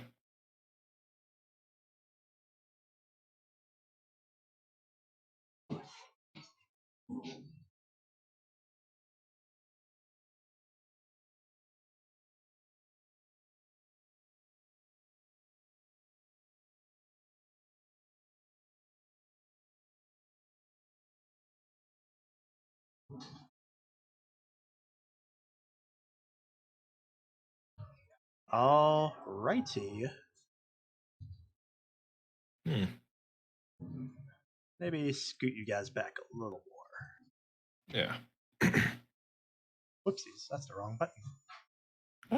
We're losing vision. Is this how far we can see, or is the jungle just too dense in the other directions? That's kind of the same question, really. Fair enough. Well, then what's the answer? I mean, sort of both, because as I've mentioned, Okay. the jungle's very dense. It's also dark because of the canopy. All right. Well. But yeah. On this day, as you guys come traversing through the jungle, and let's actually check the weather real bit. I haven't done that quite a bit. So it is actually storming a good bit. There is wind, rain, thunder, lightning. You guys are sheltered a good bit from it because of the canopy, but since it is essentially just a shifting roof, uh, rain comes down very sporadically. Like sometimes, you get hit with a little bit of a drizzle, and then all of a sudden it's like someone dumped a bucket on you. Like it's very random, but you can definitely tell that it's storming. But You guys wish you had a trench coat now, motherfuckers. Well, yeah, okay. Enjoy altering that tomorrow while it's not dried. But I kind of just flipped you guys here. Have a natty out front because he was scouting, but you guys can reposition yourself as you see fit at this moment. All right. Gasa will, of course, be in the back, and Taban is kind of beside her, being gal pals. All right. Well, if anything, it's good that we have the big barbarian girl next to her. And as you guys come walking through, as you guys have been walking through the jungle a good bit, you know that it's not completely dense. There are pockets of like open areas, like miniature plains, or just places where plants don't really grow, or maybe rocky areas. But you come to sort of a clearing, a little bit of rocks and such. But as you get closer, since Anani's first, he notices it first. It seems to be like a campsite, a seemingly deserted campsite. You can see what appears to be maybe the leftovers of a campfire, and of course, a bunch of what seem to be collapsed tents. What do you do? Well, First thing I do is I take off my crossbow and I have to load look it at my just in tenants. case. Oh, fuck. Yeah. Should we? Do we need light, or should we not have light? Is it? You said it's raining hard, but is it still bright enough in the day that we can see easily enough? I mean, yeah, you guys can still see. It's just Okay. a dark and stormy day, which is even Okay. darker in the jungle. Well, Thank you. I'm gonna, since I'm the first to notice, as you say, I'm gonna walk back to the friends. Abandoned camp. If you all want to explore it, I'll leave that up to you. But I'm gonna make myself a nice little perch right here, and I'm going to effectively be Overwatch as I keep my crossbow out. Alrighty. Hmm. And I just like to keep effectively using my perception if I can. What? I'll pull out my sword and kind of just get ready just in case something pops out. The two in the back will kind of start moving up, seeing that you guys have stopped and are positioning yourselves. Yeah. I want to look. Can I do a perception check to see if I like hear or notice anything? Sure. You sure can. Can I Roll participate? perception. Yep. Make your own perception. 10. All right. 20. So, Alex, well, Ziggs, as you are looking over the scene is kinda as is. You can see collapsed tents with an old campfire. It seems to be a crushed wagon or cart of some kind. But you can also see other things. You can see what appear to be bodies. Uh, they don't. You can't tell if they are old bodies, but you can definitely tell that they are. What's the word? Heavily disturbed bodies. They don't seem to be in one piece.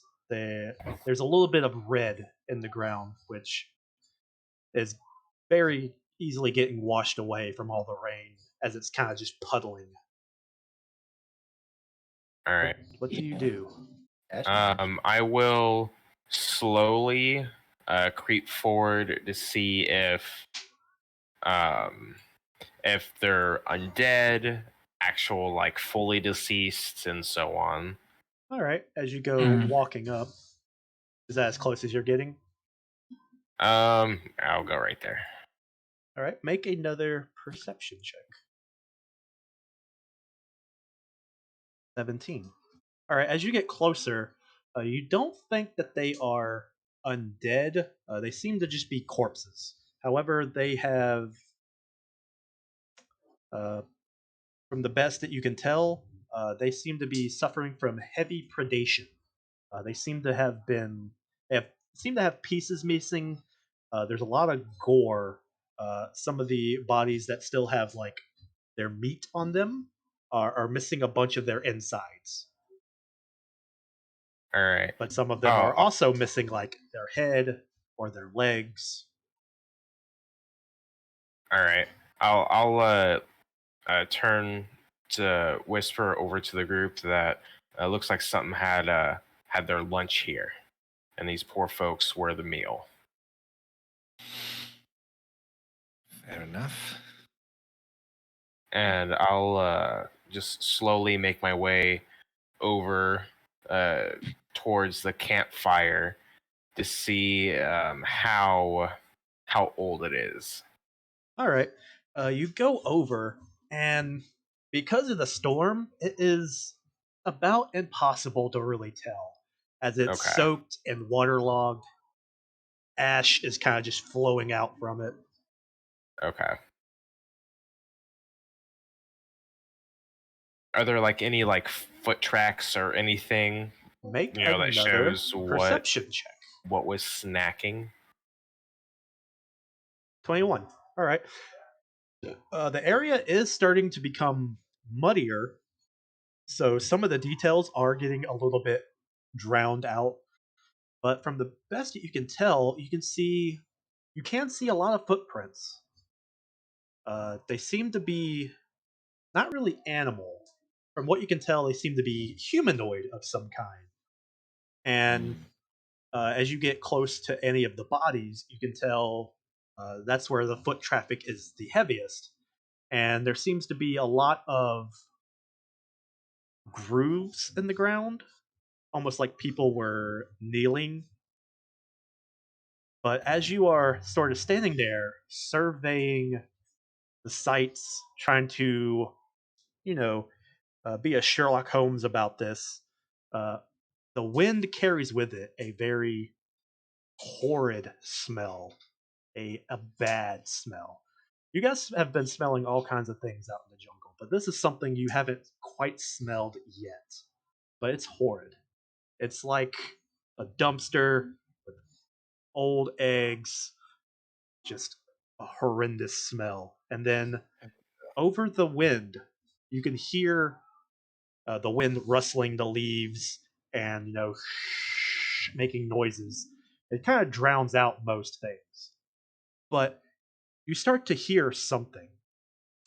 It sounds like heavy footsteps, just slow, heavy footsteps, and the smell becomes stronger. And then you can start to hear it sound like voices. You can't tell what they're saying, or even if they're saying anything. It's almost like muttering noises, almost like someone's yawning at points. But as things begin to move and become more clear to you, out of the thicker portions of the bushes, carrying the stench of death with them, is a small horde of zombies, all shambling your way. Let's go ahead and roll initiative. We all notice these? Yeah. They're not very stealthy. Yeah, Other I'm than just them not being, they're not loud, but yeah. if you're paying attention. Yeah, if I can ask something of another player DM, I'd like Yes. if Alexander, because he's the one closest to me right now, can make a perception check in regards to me. Sure. Also, because we are scouting, everybody add 1 to your initiative. So I hope you don't mind, DM, just adding 1 to everybody's initiative. Oh yeah, that's right. Perception 12. I think that's enough. As all these zombies come out of the bushes and Zig is the only one out there. All right. And he has explained to everybody, or at least Alexander, because he's the newest, that he's just met these people. But he's saying something that sounds like it's from a past memory, and he's going to say, "Not again," and he's going to get ready with his crossbow. Alrighty.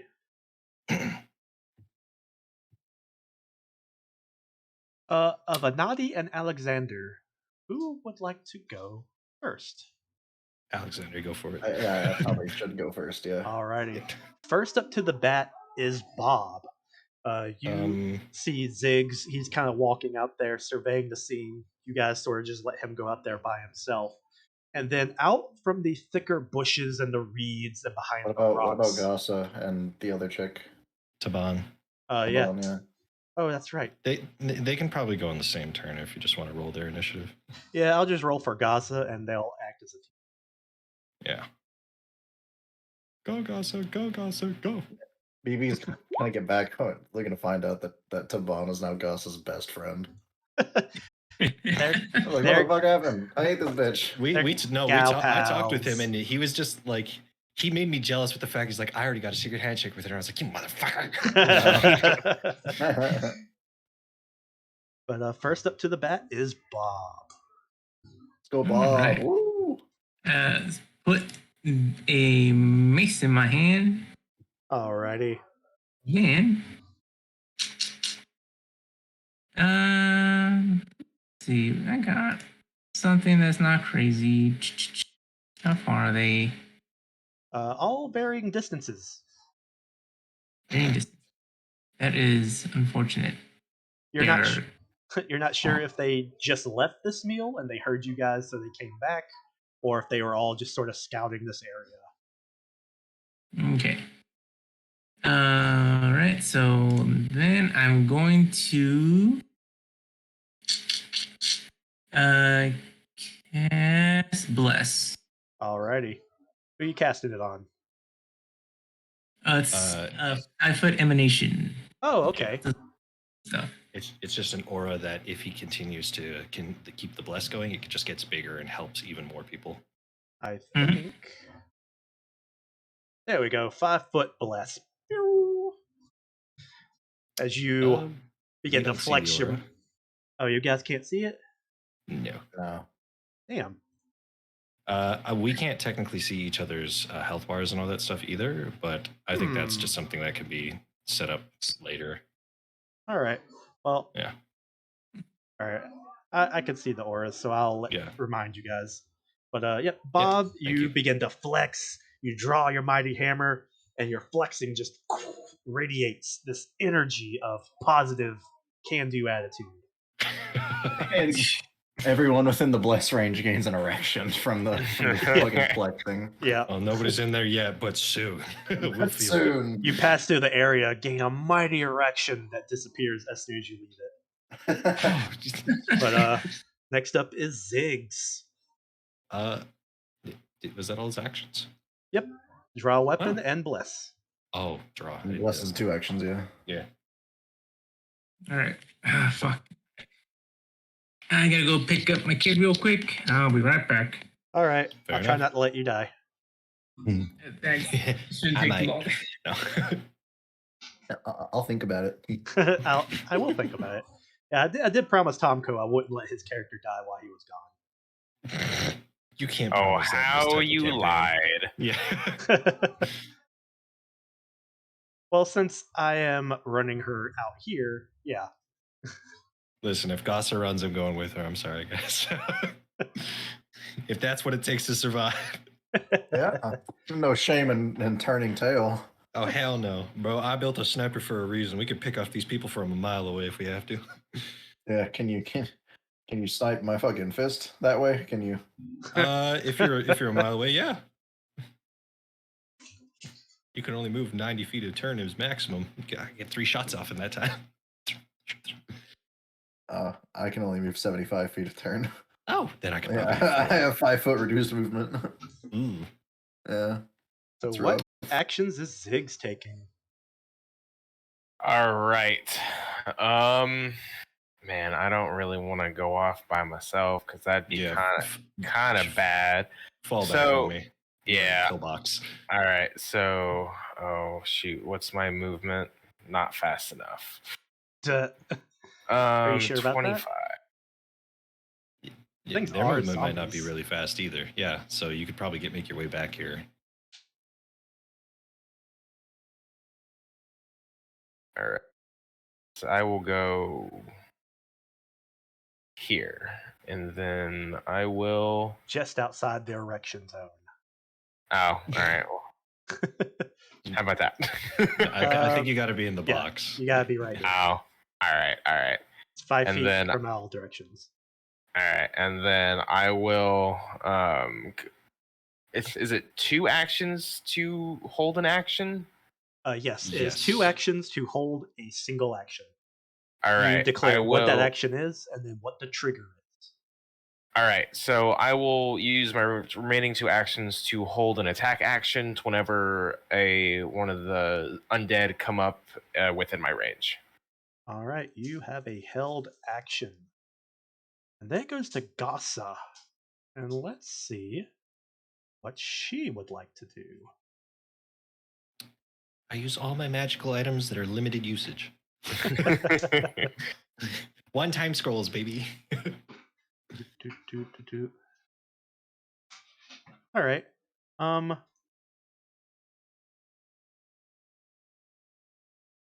Touch. Alrighty. And her movement. Alrighty. So she, for her first action, will move. 1, 2, 3, 4. You feel a soft, chill hand caress your back, Bob. And she goes, "Here, have this." And she casts Magic Weapon on you. So didn't she say she was never doing that again? No, on me. Yeah, she's never doing it to Alex. Yeah. Which makes me sad. You shouldn't have ruined it. Yeah, if you can prove that you're good with your weapons, then maybe she'll do it again. And so Hey now, man, the first combat, one bad roll, man. All it takes is not one that. bad. Yep. You can feel a new energy swell up in your weapon, almost as if your weapon has muscles now. Ooh. And then Oh Taban, man, that would have been really good on my fucking crossbow. she will It use doesn't her take 10. action. If only he was here to have heard that. Yeah. Oh yeah, that's right. Immediately forgot he left. Oh well. But Taban will use an action to move up, action to draw her weapon, and an action to raise shield. And then Damn. it goes to Alexander. Yep. Okay. Let's see. Each square is 5 feet. Yes. I think the diagonal counting is already. Oh, it's not Yeah. calculated. We're on D&D 5e movement. Yes, that is how Pathfinder 2e works. No, So- 2e movement is 5, 15. Is it? Because I swore it was diagonal. 5-5.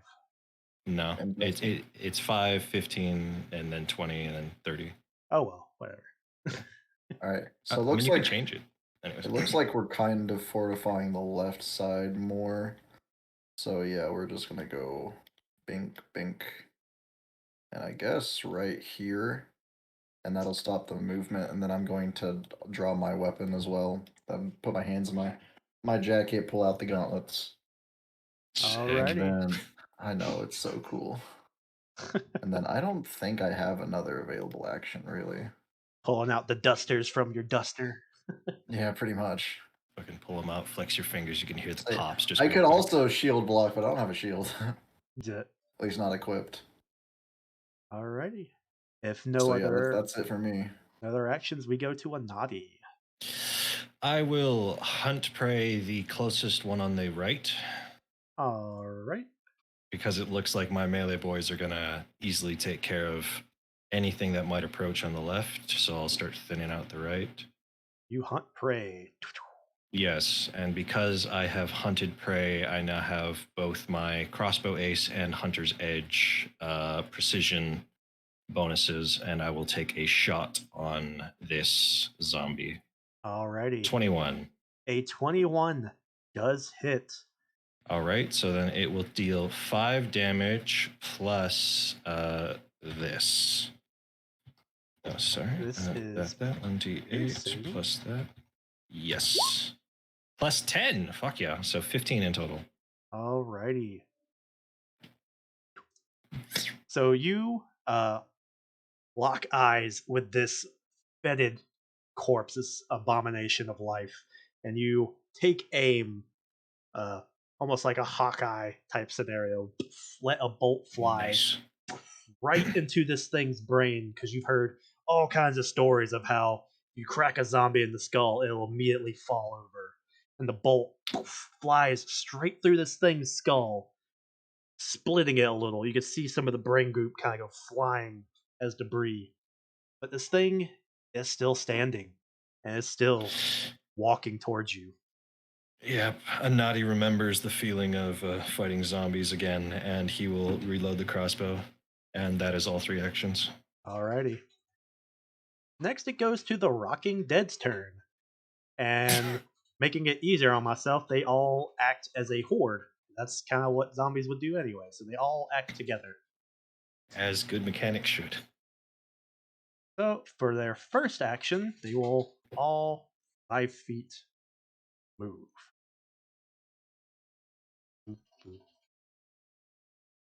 5, 1, 2, 3, 4, 5. These zombies are fast. Indeed. Yeah, they're actually faster than I thought they would. They have 25 movement speed. And then, oh, shit. and then for their second action, they will move 5 more feet.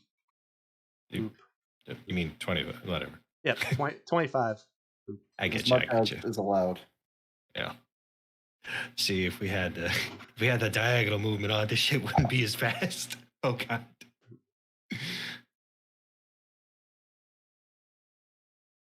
Well, thank fuck I shot one on the right already.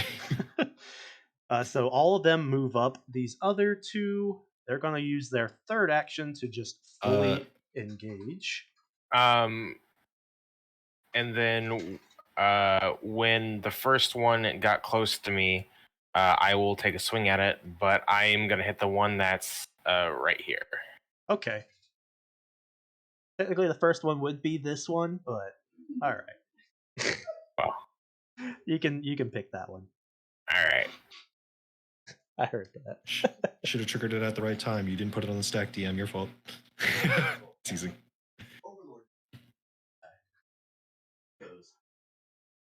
All right, so 23.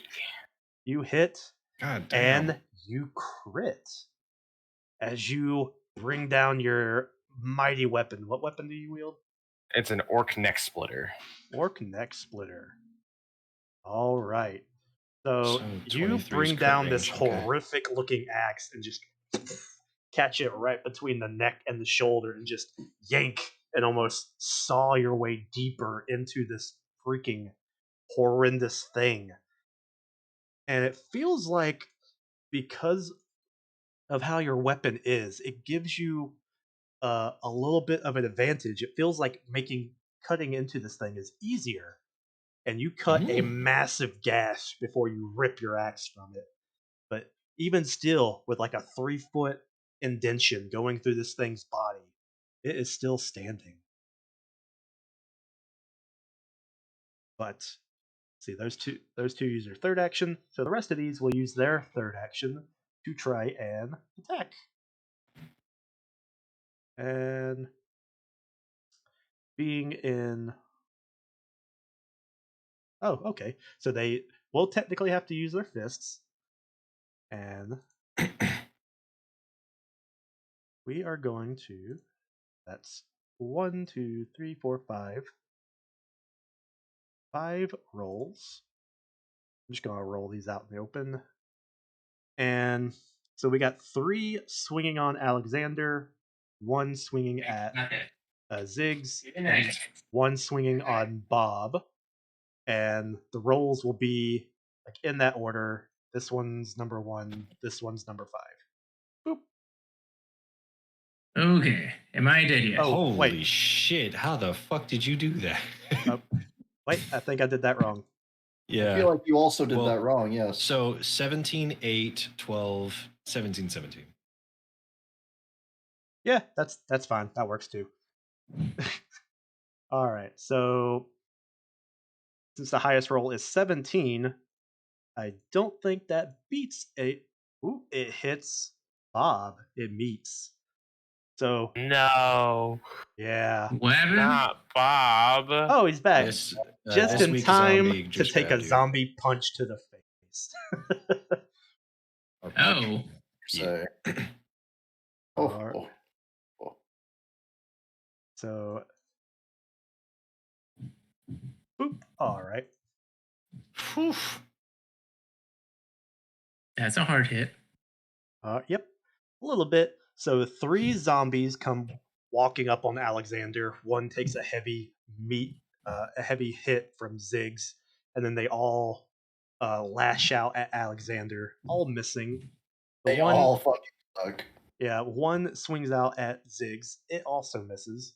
But the one that swings at Bob manages to land purchase as it digs its gnarly claws into your thick muscular arm. You take 8 points of technically bludgeoning damage, but it also does grab you. You are grappled now as well. Oh boy.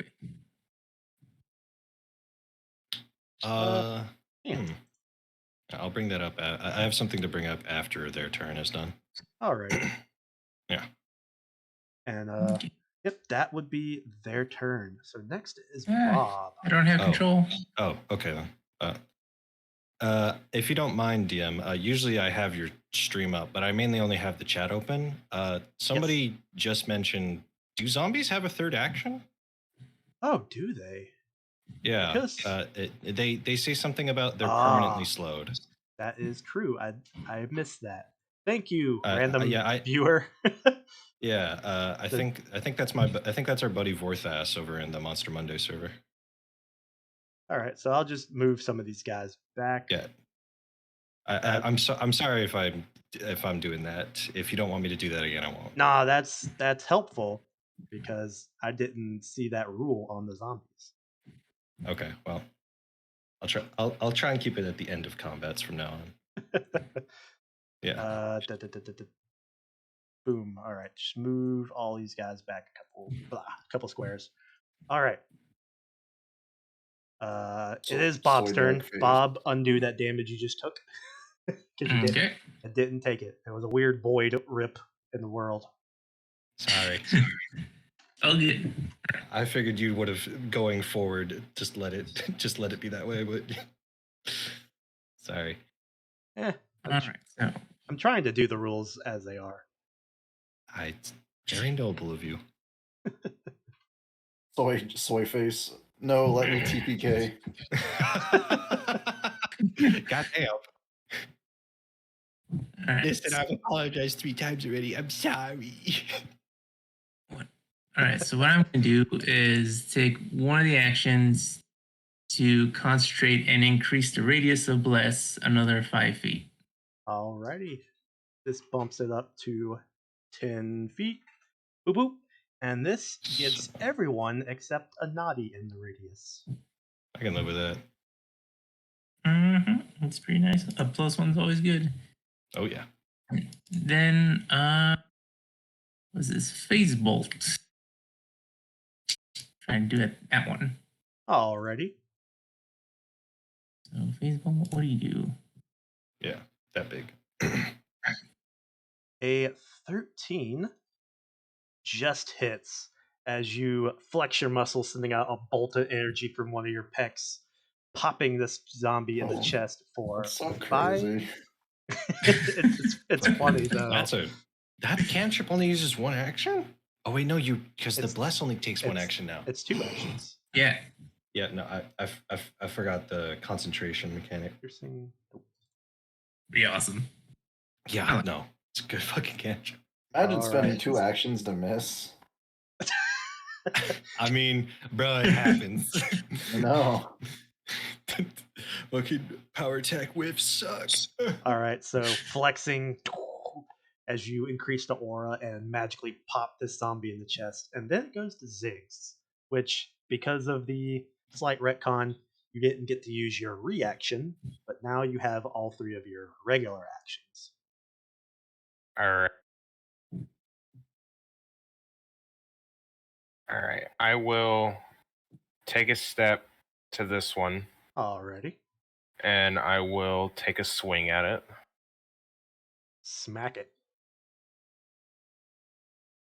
A 10. No. Unfortunately, as you swing out, the zombies aren't really fast. They're not really agile.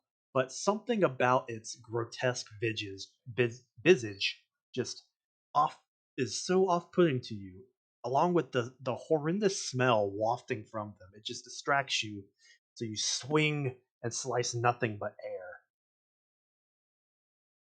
I will one more attempt a second one. If it loads. Yeah. All right. Bolstering up your courage and holding down your puke, you swing back around and gut check this zombie with your axe for 5 slashing. And as I mentioned before, it feels like how your weapon is designed. It makes slicing into this rotting corpse easier as you just saw your way into this thing, disemboweling it as rotted organs just fall out onto the ground. But gross. Even after all that, this thing is still standing. And I believe that was all 3 of your actions. So then it goes to Gossa. And looking at what she can do again. Garcia, because you weren't here, your weapon's been you have magic weapons, so you have +1 and you have striking. Ooh, a 15-foot cone, you say? Annihilation beam, you say? All right. Gossa is going to do something a little ballsy. Despite Evie, I'm not, gonna make sure you don't die. Yeah, This is gonna do something a little bossy. despite not having them, she will sit here and she begins to hum.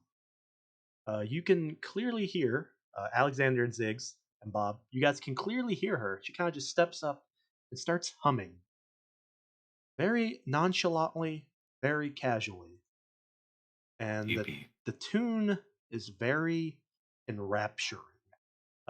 Sends a little chill up your spine. And I'm not sure we all hear it if it's in a cone. sound doesn't travel in a cone, but what you do see is a magical rip effect from her that blasts out to these two zombies. That is what you do see. And they have to. Yep, they both have to make fortitude saves. Nope, that's not how I wanted to do that. That one doesn't count. All right. Good. All right. 3 to 10. They both fail. As they take. Did not do the damage.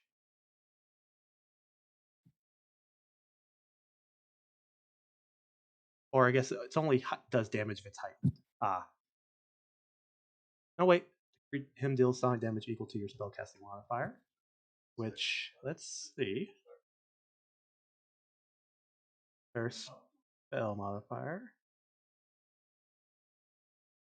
is 4. Alright. So both of these zombies erupt in magical fire. Oh. Yes. And then it goes to Alexander's turn. Bam. Okay. Yeah. Yeah. I'm gonna move up here. My movement action. The kind of step in front of Gasa, and then I'm going to make an attack against the zombie that is to the top left of me. 17. Ooh, that does hit.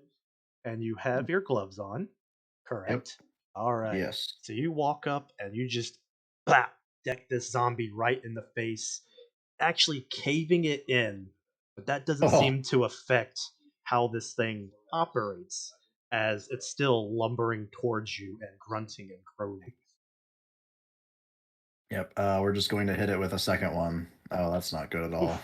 Yep. You go to swing again, and you probably do hit it, like knocking it in the jaw, but it doesn't do any actual structural damage to this thing. Yep. And then those are my actions. Next is a Noddy. I'm going to fire on the same one that you hit before. Yep, and it should still be prey hunted, so it will deal. Unless that kills it, I don't have to roll the extra damage. But I'll do it anyways because it's cool. Wait, this is a D8, not a D10. That's a D15 accidentally. There we go. Okay. There we go. So 14. All right. You send out another bolt. And it seems that 3 crossbow bolts to the head is what kills a zombie as you knock this thing even further, right, splitting its head in half, and it finally crumbles to the ground. I will reload. And is this still darkened terrain, or can I, I move closer? But if you would like, I can highlight it. Yes, I would like to move 15, 20, 25. Ooh. Oh, the fuck's happening with my token? All right, yeah. And that is my turn. I used my other action to reload, so yeah. All right, shoot, move, reload. The Zombo's turn. All right, so those two aren't going to move. He's going to move to the closest enemy target. Blood. And he's going to move to the closest target. These will also move to the closest target.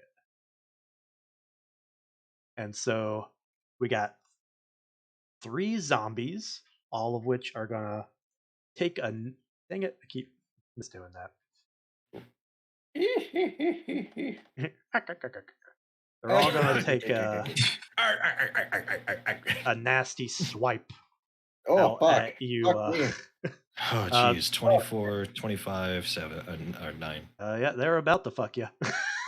Yeah. All right, so 2 of them hit. So Yeah, we we will sure do. roll them one at a time for mounting. Better me than Gossa, I suppose. Boom! Yeah, The first that's one fair. makes purchase with 8 points of bludgeoning damage, Holy shit, okay. and then the second one comes in Oh with my a 7. Yeah, Yeah. yep, that hurts. That hurts. Even slow acting, their punches feeling almost in slow motion. But when they make purchase, it feels like someone hits you with a lead bat. Yep. Fucking their hands are clasped together and just Surprise! They're club. all Yeah. they're all monk zombies with brass knuckles. Alexander, they all have gauntlets like you. The one that is swinging I out love a on fair fight. Ziggs misses as it goes to try to find purchase, and then the 2 that swing out on Bob up one hits, and so does the other one. Oh boy. Tomb of Annihilation, baby. Let's do this. Yay! Oh shit. And Woo. so, well, that's not bad. It's only a 4 what the fuck? and a 7, so 11 damage total as you get slapped 2 times by zombies. I mean, it's no 15, but it's still 11. And I forgot to do Taban's turn on Gossa's, so she's I was actually about going to to say do a immediate reaction to take her full turn. Oh. Overpowered. No, what do you mean Overpowered. overpowered? She's our friend. Shut the fuck up. You're ruining it. She's the one help we have right now. All right, so she moves up and goes to make Oh. 2 attack rolls. Ooh, that's not good. And the second one's not even better. Oh, As she runs up, twos. which I guess makes sense since she's never actually been in the jungle before. So having to confront zombies for the first time is very unsettling, as it just throws her off her game.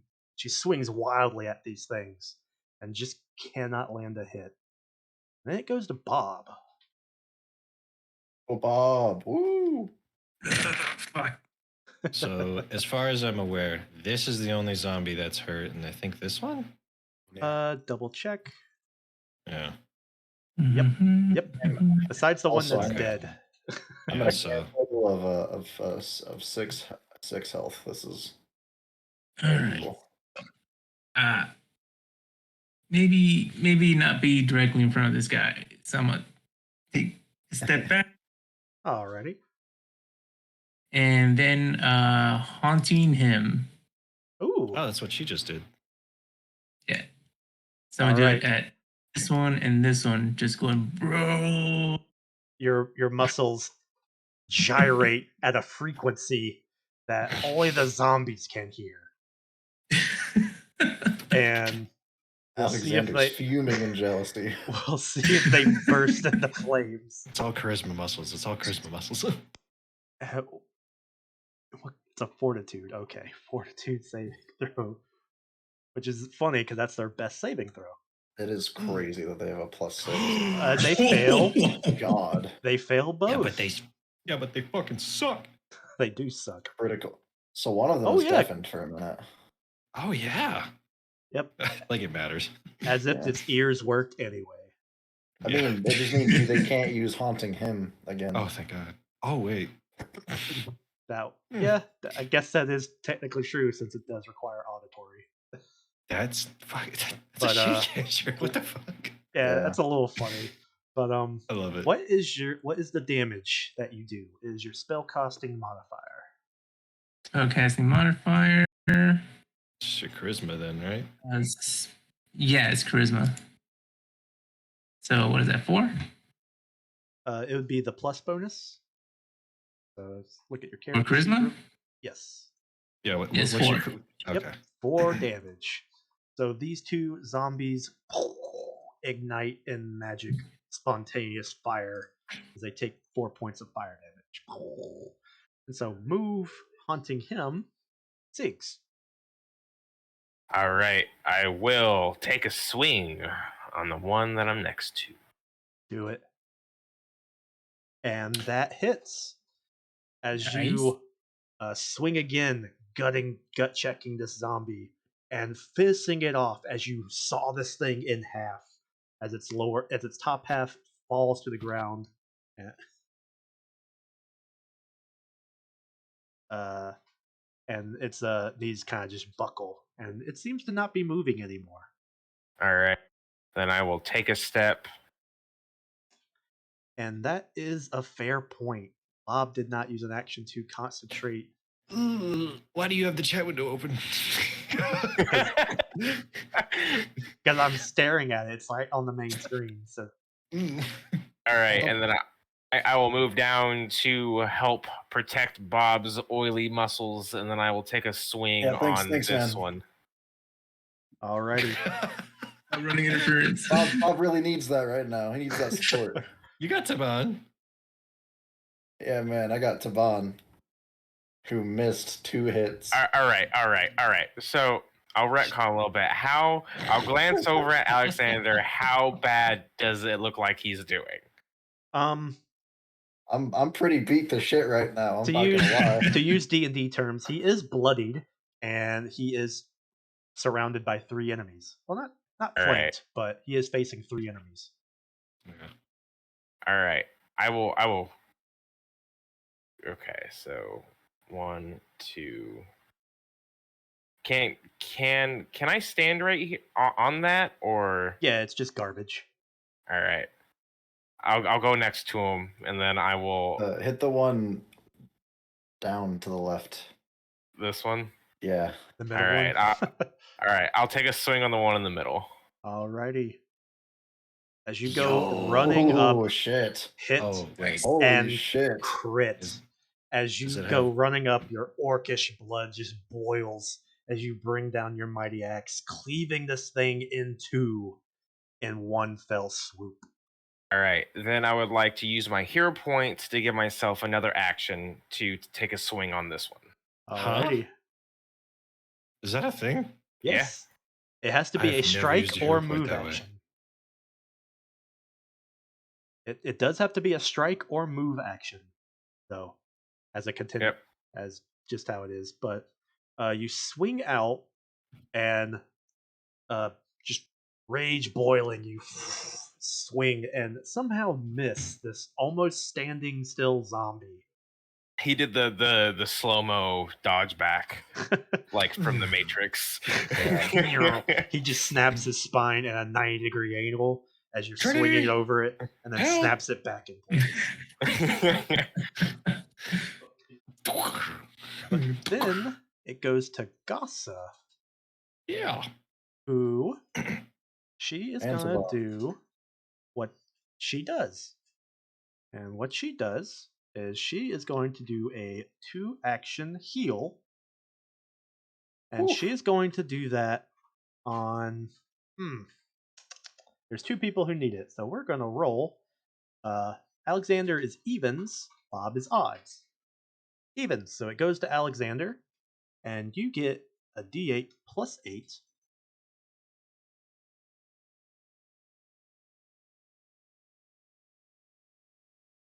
Boom. So she turns around and some like Nice. shadowy energy kind of fluctuates out from her fingertips and wraps around one of your wounds, sealing it shut for 11 points of positive energy. That's pretty good. That was 2 actions. So then she will use her last action to reach over and just touch Bob gently and heal him for 3. She doesn't like you as much. As it's something. God damn. What the fuck? And then it goes to Why you gotta say it like that? Taban? It goes Alexander. Oh, that's right. I keep forgetting Taban. This is why I don't like to run NPCs. If you want, I'll run her. Alrighty. I'm so used to multi-person combat. All right. Boop, boop. Here is her stat page if you would like Thank to you. make your choices. All right. Wow, she's got a lot of health. Cool. She will. Yeah. I will have her attack. So D20 plus 9, and she will attack the lowest zombie, of course. All Fuck, right. she will roll poorly, just like Just before. enough to hit. She bolsters Oh. enough strength to wham, catch this thing right in the head. All right, I'm just gonna roll the second attack before I Alrighty. make the damage because I wanted her to attack twice. All right. And she draws her weapon from this thing's skull and then catches it in the side of the neck.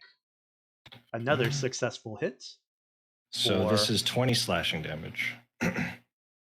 And with a good 1-2, pap, pap, she decapitates this zombie and it falls to the ground.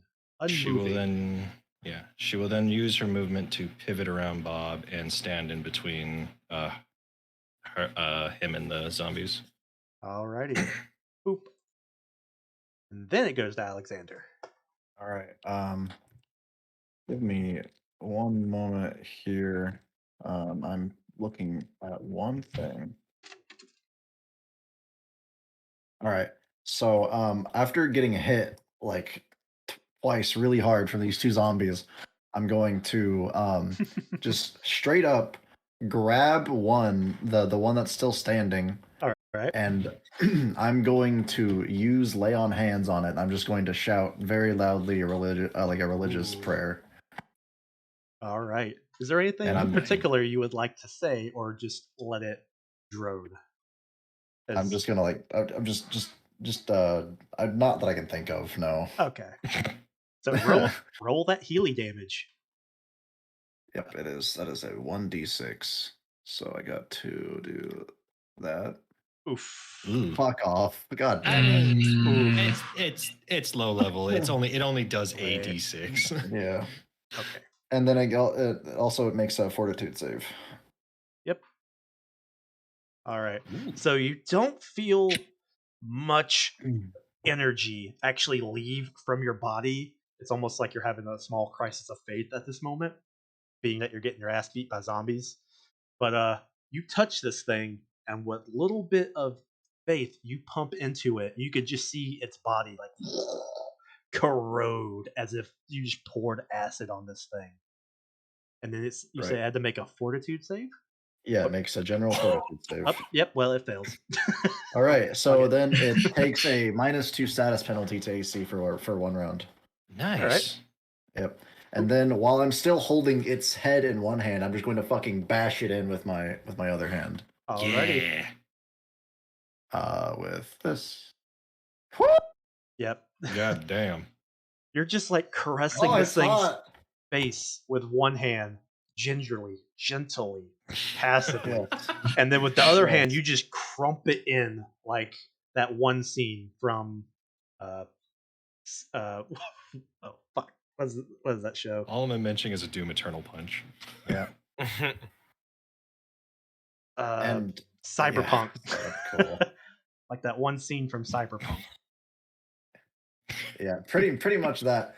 And when I take the hand that I use lay on hands with off of his face, there is a very large, noticeable handprint. At this point, this thing doesn't even have a head. You melted half of it, and then you. Well, if it had a head, it would half. be there. Yeah. All right, and then now I've got one more action. We're gonna move there, and then that's it for me. Alrighty. Next up, now we know why he's part of the Order of the Gauntlet. A naughty. All right. I have loaded, so I will hunt prey, and I will hunt prey this one. Alrighty. Because I don't think it transfers on death until later, and then I will take a shot. I will get a natural 9, and I will miss. Yep. Unfortunately, you must have tripped in some mud as you swing around too quickly and just shoot off into the forest somewhere. Fucking quicksand. Stick my foot out, and then I reload the crossbow, and that's my turn. Alrighty.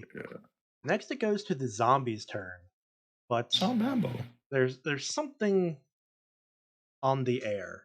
There is something different. A different stench comes wafting in from somewhere, and you can hear this chattering of teeth that sounds like some kind of damnable speech from the forest behind you. Just hearing the words, you don't understand it, but something about the words just it seeps its way to your heart. And out from the jungle comes walking this horrendous, pale, uh, dog-like man, Yo. and it is snapping and snarling and looks vicious. It looks hungry.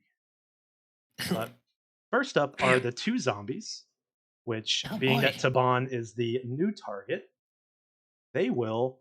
Whoops, that doesn't count. Keep doing the wrong thing. Thank God it doesn't.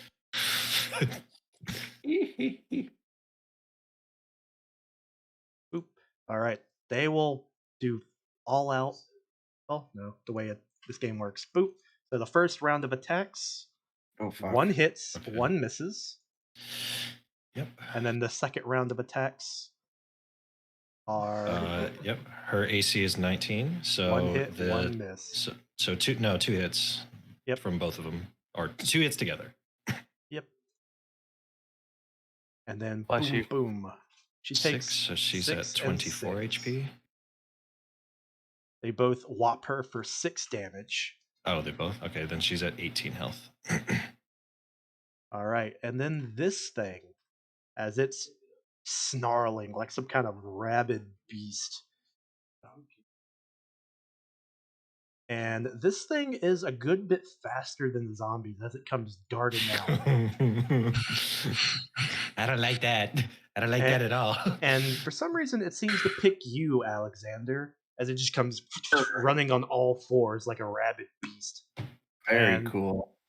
And it lunges at you with sure does. one of its mighty claws, one of its big, meaty claws. That's the wrong thing. Big, meaty claws.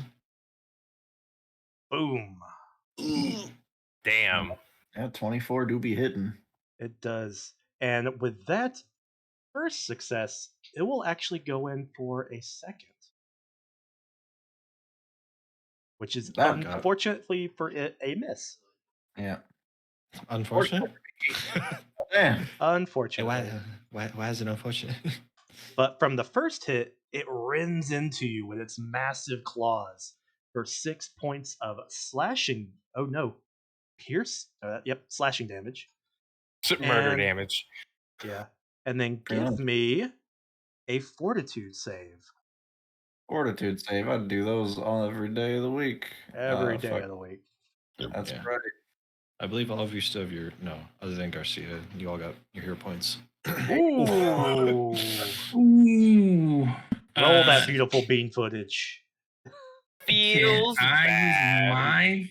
You don't want to use your hero point? No, I'll probably use the hero point for that. Yeah. Yeah, probably. Zig. Yeah, Zig. Yeah. Ooh. Oh my god. And your character's about to have a real crisis. Fuck, dude. I'm not going to.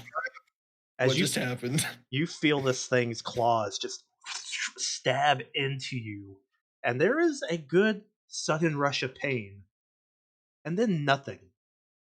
And then, by the way, I'd like to make it clear, I am expertly trained in fortitude. Yeah. Holy shit.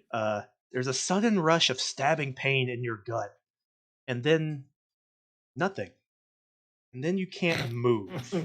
You're paralyzed. I fucking was wondering if ghouls in this were like 5 eagles. I didn't want to say anything.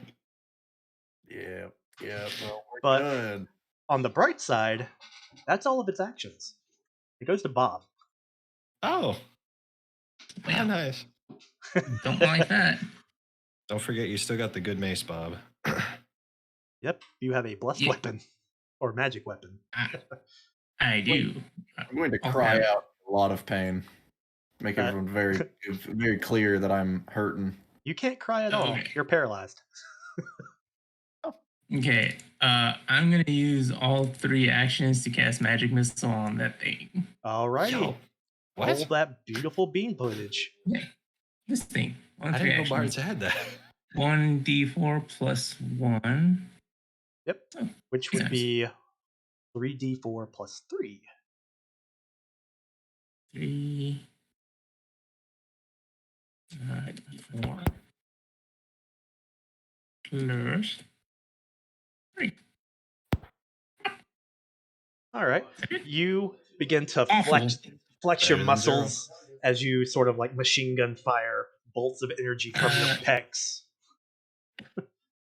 It's so bad. Oh, so gross.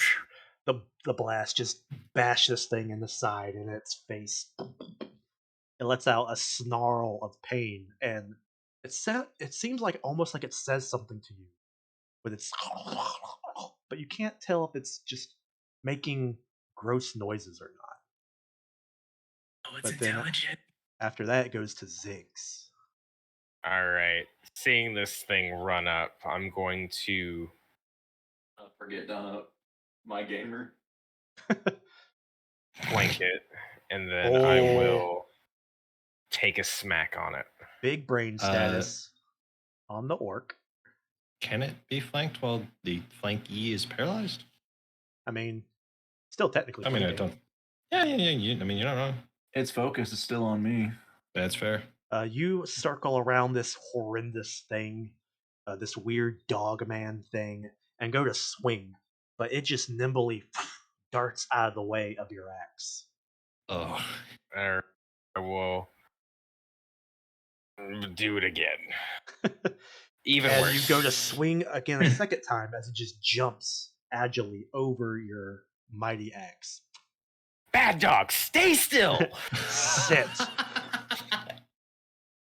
Next up, it goes to Gasa. And what actions would she like to? You'd like to really help Alexander again, I think. She has used both her first level spell slots. That's all of them, huh? Yep, that's both of them. That's really unfortunate, you know? Yeah. Yeah, that sure is something. Sure is something. Why do you gotta keep saying it like that, DM? Scares us. All right, she will attempt to do this then. Or wait. No, she can't. It's too crowded. What she will do, however, is where are they? No, she has one on her.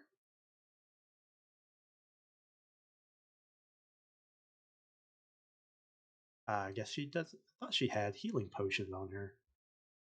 She has the lesser healing potion on her. Because technically I'm holding it for now. Technically. Oh, okay. So then she will use that.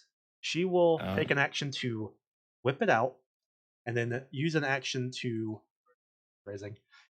to force feed / splash it all over Alexander. So if you would like to roll that for me. Yeah. 2d8 plus 5. Yep. What's going on? Sorry? You get 2d8 plus 5 and you get to roll it.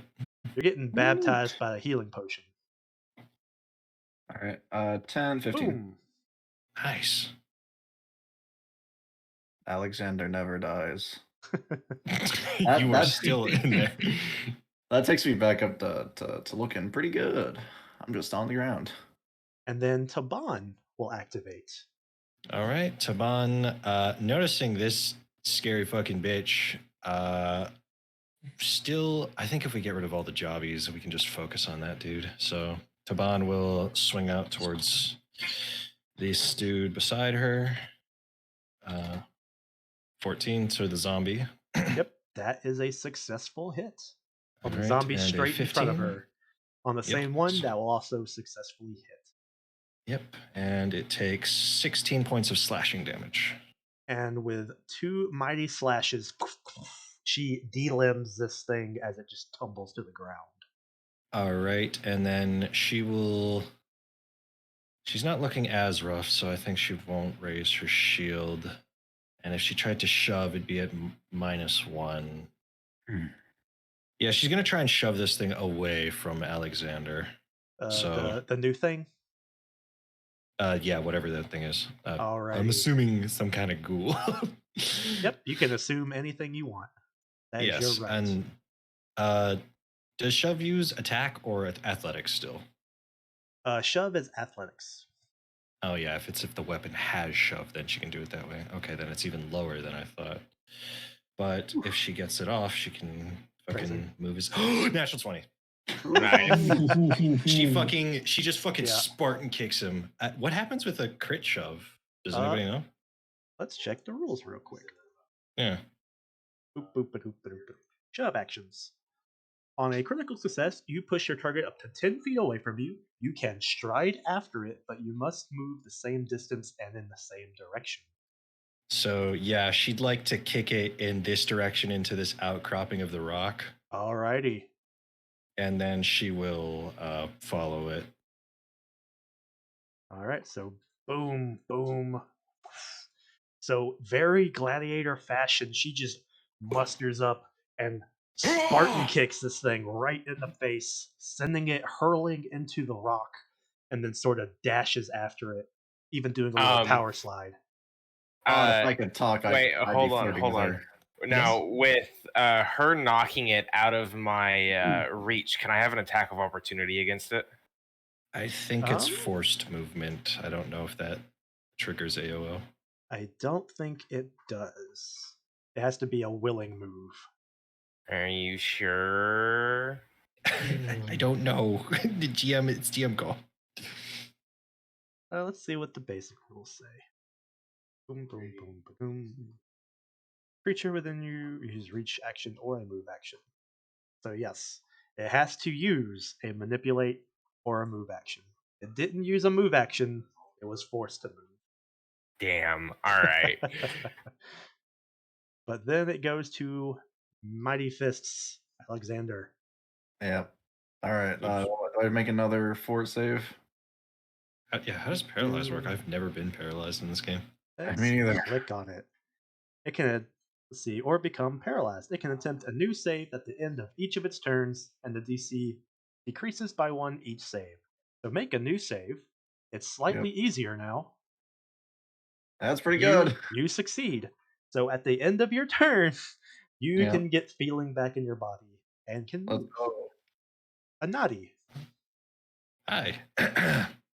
I have loaded my target that I had before was dead. I just realized I did a poor action economy with Taban then, but that's fine. God, you guys are all not grouped up. I can't shoot at the ghoul. I will target the last zombie. Yeah, but it'd be I'd have -2. I'm a good shot. I have +7. I will hunt prey. The zomb. No, not the zomb. The ghoul thing. If it is a ghoul, we haven't got confirmation. Yep, no one has attempted to identify it. So Yeah. you are hunting. Yeah, so where'd that symbol? I'm assuming because it has soft color, it has -2 to hit this attack. Yep, it is crowded by people in your way. I will shoot. I will roll 21 nonetheless. Does a 19 hit then? That is a hit nonetheless. Okay, then I get this extra damage. So 14 damage in total. All right.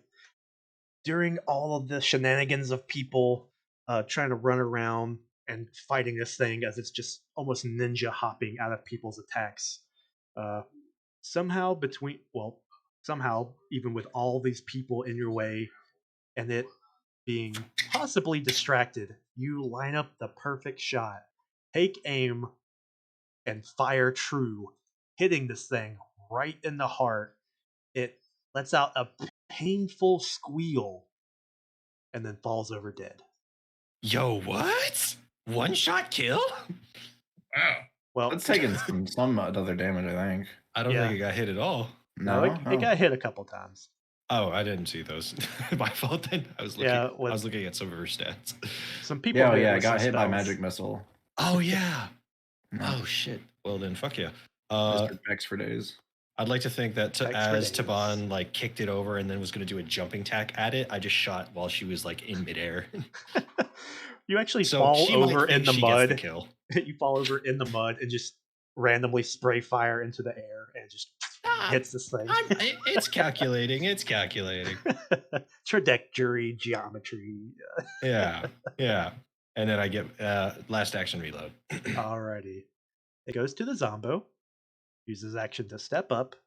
Go after your closest target, which is Bob. No. Mm. Please don't die, Bob. Yeah, don't kill me. Ooh. This zombie's Doesn't it hungry just for hit you. That does just hit. As it comes up and just paws you for 5 points of damage. Are you still Okay, dead? I'm not dead. Oh. It then goes to your turn. Retaliation. Use the mace you were made to use. Yeah, Annihilate definitely it. used up my spell. So, yep, mace. Oh, kaplonk. Ooh. I am going to hero point that. Good call. Good call. Yeah, fuck this. What the hell, man? Not much better, but it's not a critical fumble. As fair. Critical is bad. you're really rattled by this situation, and you're feeling not as confident in your muscles as you swing out wildly and miss this zombie. His muscles are too big for his own swings. Yep. I'll try again. Number 2. Once again, your character is just sliding around in this mud, and you can't get a good swing off. You have one last action. What would you like to do with it?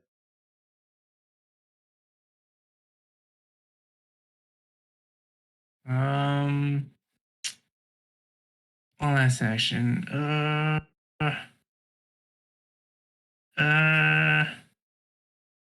What's the range on this? 30 feet. Who is around?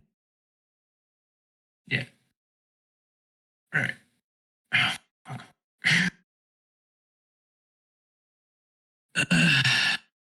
Right, Mr. Big strong orc, I'm casting guidance on you, man.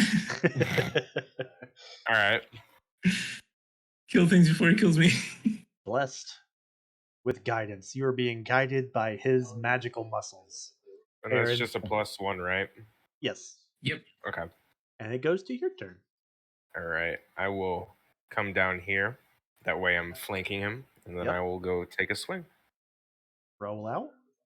Oh, And the Fuck yeah. crit. All of these other misses, and he's just like, Wow. fuck this. Guided by Bob's magical muscles as they guide you to true aim, you come around, swing with your own mighty muscles, your mighty orc muscles, and just when you hit this thing, you don't saw it in half like these other zombies. You hit it with a force of a Mack truck that doesn't exist in this reality, and it explodes into viscera and chunks that go spraying out into the mud. And with that, it seems that all these ghoulish nightmare things are dead. Ooh, they're all ghouls. Take their heads. And with Thanks, that, Bob. Oh, are we only collecting ghoul heads? I think we are. that's what Okay. she said. Yeah. They just care about ghoul heads. Which, speaking of, it's kind of evident that these things are all zombies, as it's pretty Yeah. easy to identify a zombie, just a walking corpse. Yeah. But this thing, this weird, hairless, stinky dog man that came running out of the jungle at you. What is this thing? Anyone who is trained in religion, or religion's always a given, Yeah. or occultism. Oh, I If you're got that trained in either of those, you can make a check. 23. one. Oh, Man, who let their dog out? Yeah, Zig, you've heard of these things. This is a werewolf suffering from mange. A werewolf? The But, moon's not even out. This poor guy. But yeah, he's having a rough go. There's no moon. He's lost in the jungle. He has mange. It's a nightmare for him.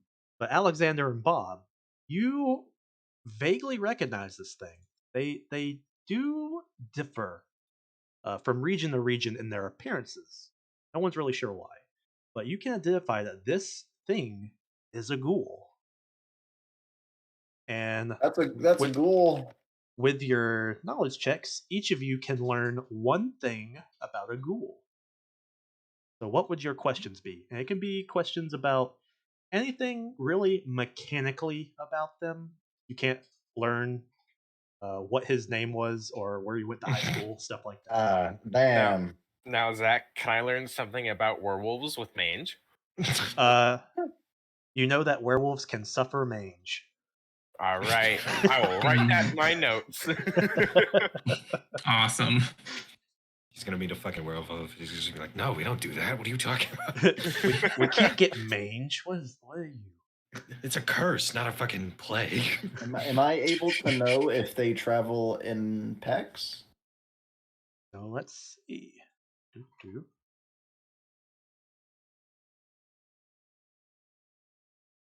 Doo-doo. You do know, thinking on that and thinking of what you may have heard or read about ghouls, you know that they can, and they often do. However, it seems like this one may have been alone. All right. I'm gonna call out to fucking Anadi. I'm gonna say Anadi. Go scout the area. They usually travel in packs. I'll nod. Make sure you get its head, and I will do just a slight patrol. And in fact, I'll bring Taban with me just so we can just do a border patrol, just temporarily. Did Bob get his? He didn't ask his knowledge? question yet. And for future references, like what are the resistance? So you can learn one resistance that they have, and they have no resistances. They do, however, Huh. have immunities, which are like resistances but better. And you know that they are immune to poison. Ah. Well, fuck. Fair enough. Now, while they're looking it over, Yes. I want to go through this destroyed camp to see if there's any supplies or anything that we could use and or sell. Alrighty. You go rummaging through the camp. Are you also rummaging through the zombies you just killed? Yeah, All right. carefully. Yep, of course. Don't want to prick yourself on like some bones and get sick or something. Where?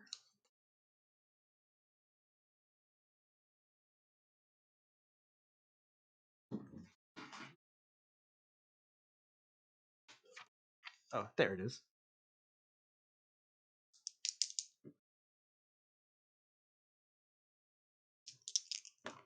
One moment. You can take a miniature bathroom break as I roll up some random treasure. All right. Fair enough. If Anati's watching, like after his patrol, if there's nothing else, he'd like to just make sure that while they're looting the corpses of the original camp people, who probably are torn to fucking bits and might not have anything on them anymore, he's just gonna be trying to respectfully bury the dead of them. Hey man, if they're dead, they can't use their things anymore. Why have it go to waste? Anati says nothing and continues burying the dead of those who have probably been looted by these party members, or his party members. He does not say anything towards the fact that they are looting. He just keeps his mouth quiet. I'm gonna tell Taban to cut the head off that ghoul. She cuts it off easily. It's got fucking good stats. Bro, she's got some stuff in here that's pretty damn good. She's actually a better thief and sneaker than I am, and she has less dex than me. Wow. Wow. Yeah. What the fuck? Yeah, no, she just has I think she has expert in them already. Yeah. Actually, some of the stuff she has, it's just like she's never been in the forest, but she's built for it. She ignores non-magical difficult terrain in forests, which this entire jungle is a forest. I had to technically give her the bandit NPC page. Yeah. So mechanically, she's not a gladiator, but lore, she's a gladiator. I'm curious what a gladiator stat block is if we didn't get that. Too high for y'all to deal with. Fair enough. But yeah, no. She and I are like pretty good at forest traveling technically. I don't know, like she's got high survival, high stealth, high thievery, very good athletics compared to me. All right. But she's not as perceptive. So, after taking some time, classic take 20 action of looting through the camp and all the dead bodies, and then stowing them away, burying them the best you can during a storm. You guys have found some things amongst this camp. You're not sure how all useful they are, but you have found some things. The first thing is you have found, whoever all was doing the looting, you have found a potion. There is no label on it. There are no instructions, but it's a regular sized potion, just like any classic healing potion, but it has a soupy greenish texture to it, and on the bottle is the insignia that kind of looks like a wolf. Next thing you find is seems to be crude map.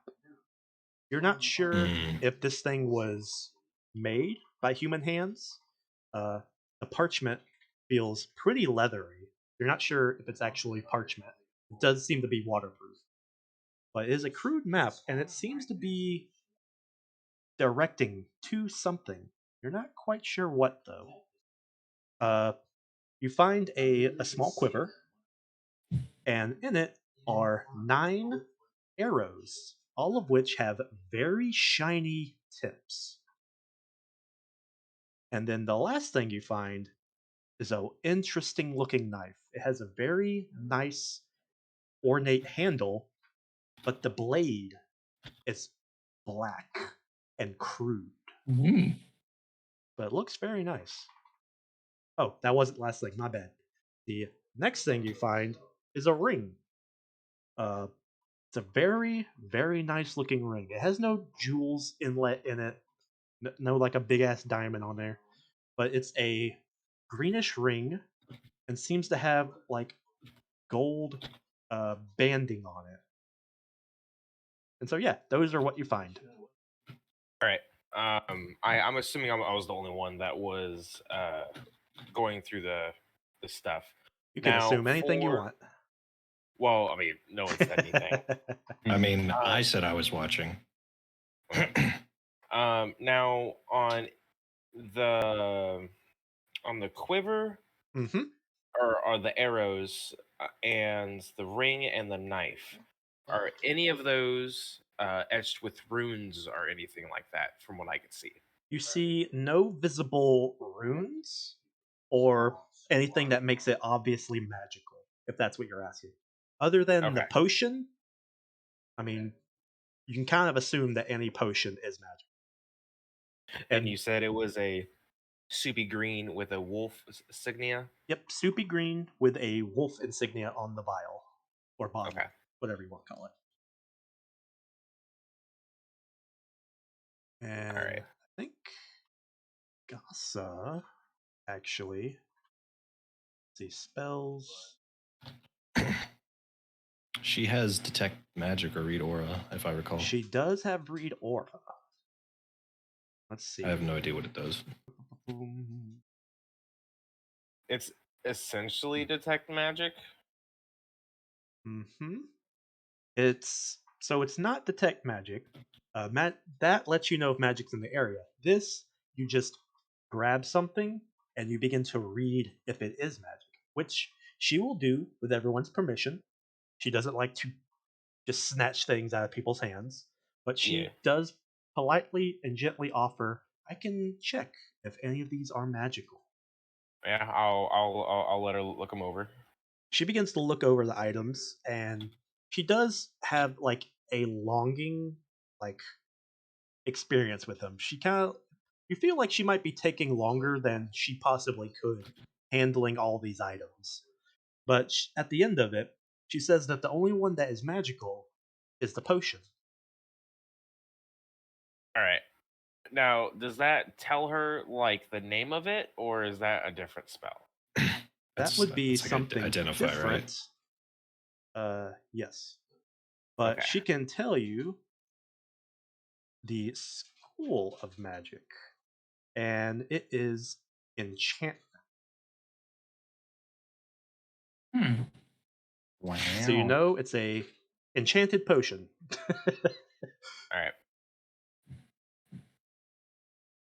And Well, you guys are free to do any other kind of checks that you have access to on any of the other items.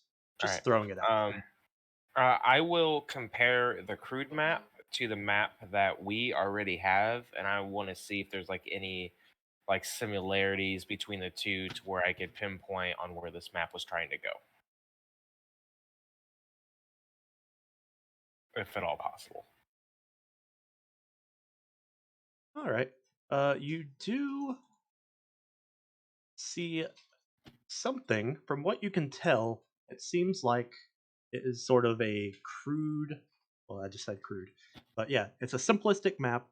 Uh, to the best that you can surmise, you can tell that it involves something with the mountain range, back towards the mine. Somewhere along the, like, not quite at the tip where the mine was, but a little further south, like along that sloping area. There's an X there. You don't know what that means. If I can ask, what were all the things we found again? I'm just Right. writing it down for the log. It was a potion that was had a soupy green consistency to it. That had a wolf insignia. Yep. And it is A dagger. Yep. And the potion was a part of the enchantment school. Okay. Enchantment school. A crude map that was made of leathery parchment. And it has an X on the south portion of the mountain range, south from the mine. Okay. And then a small quiver that has 9 arrows, and the tips are very shiny. So they're probably silver. There was a knife that had a ornate handle and a black blade. Yep. Yeah. And dagger then, with ornate handle. There was a ring that was plain but nice with a gold inlay, or sorry, gold band. Yep. Okay. All right. So yeah, dagger with ornate handle, black blade, ring, gold band, super green potion, wolf insignia, enchantment school, crude map, leather parchment with an X, south range, and quiver with 9 small arrows. All right. Cool.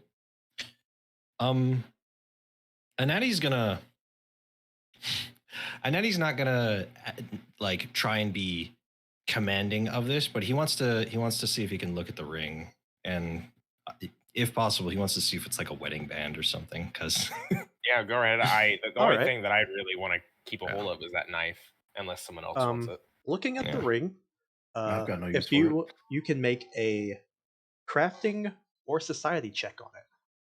I am good at both of these. Those can reveal different information. Can I do both and just take time for either? Oh, sure. If you guys are sitting here for a minute.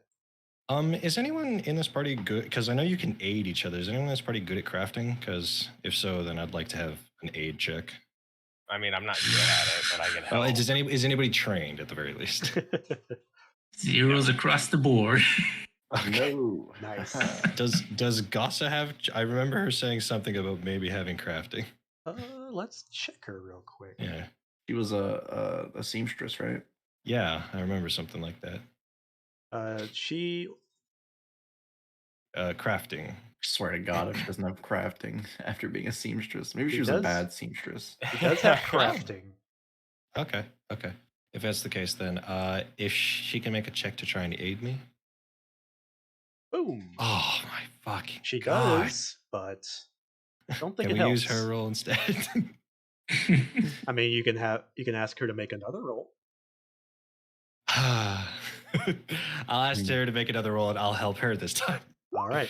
13. I don't think that succeeds, but I don't think it gives a punishment if But I she roll too low. rolls the same, and Nice. crafting, she can tell. Where was it?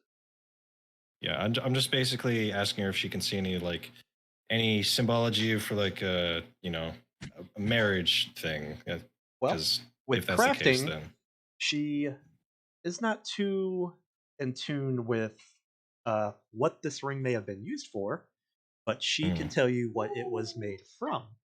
And it is a malachite ring with a electrum inlay band. Okay, so probably worth something, and Natty will hopefully get the ring returned to him. With that check, using it sort of like an appraise check, she can tell you that if it goes right at a market, or with someone you're haggling with the ring could be worth about 50 gold pieces. And Natty's not stealing, he's obviously putting the ring in his pocket. His prison pocket. No.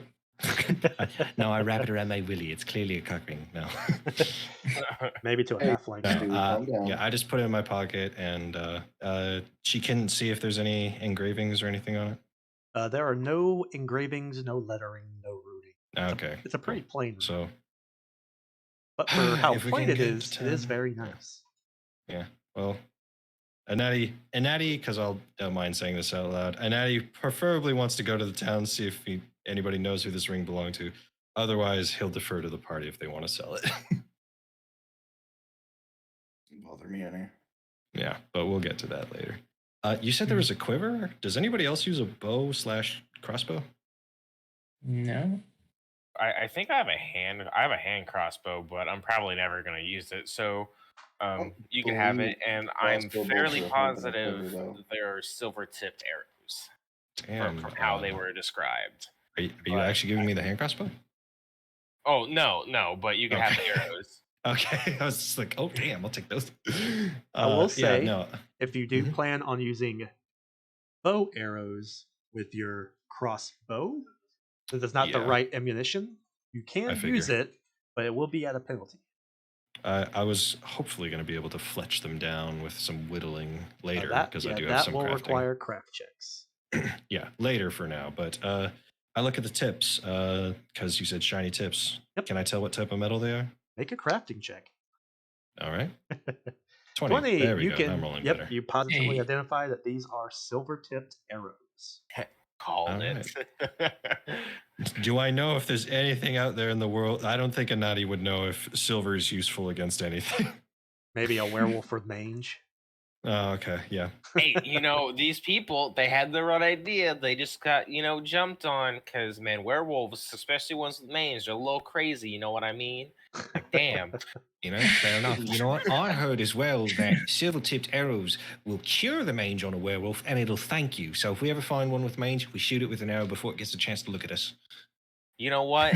That's a good idea. Always want to help the people. Yeah, don't even need to talk to him. We'll just get him while he's not expecting it. I think this is a terrible idea. Oh my God. Nah, it's a great idea. I slap his shoulder. This is an amazing group.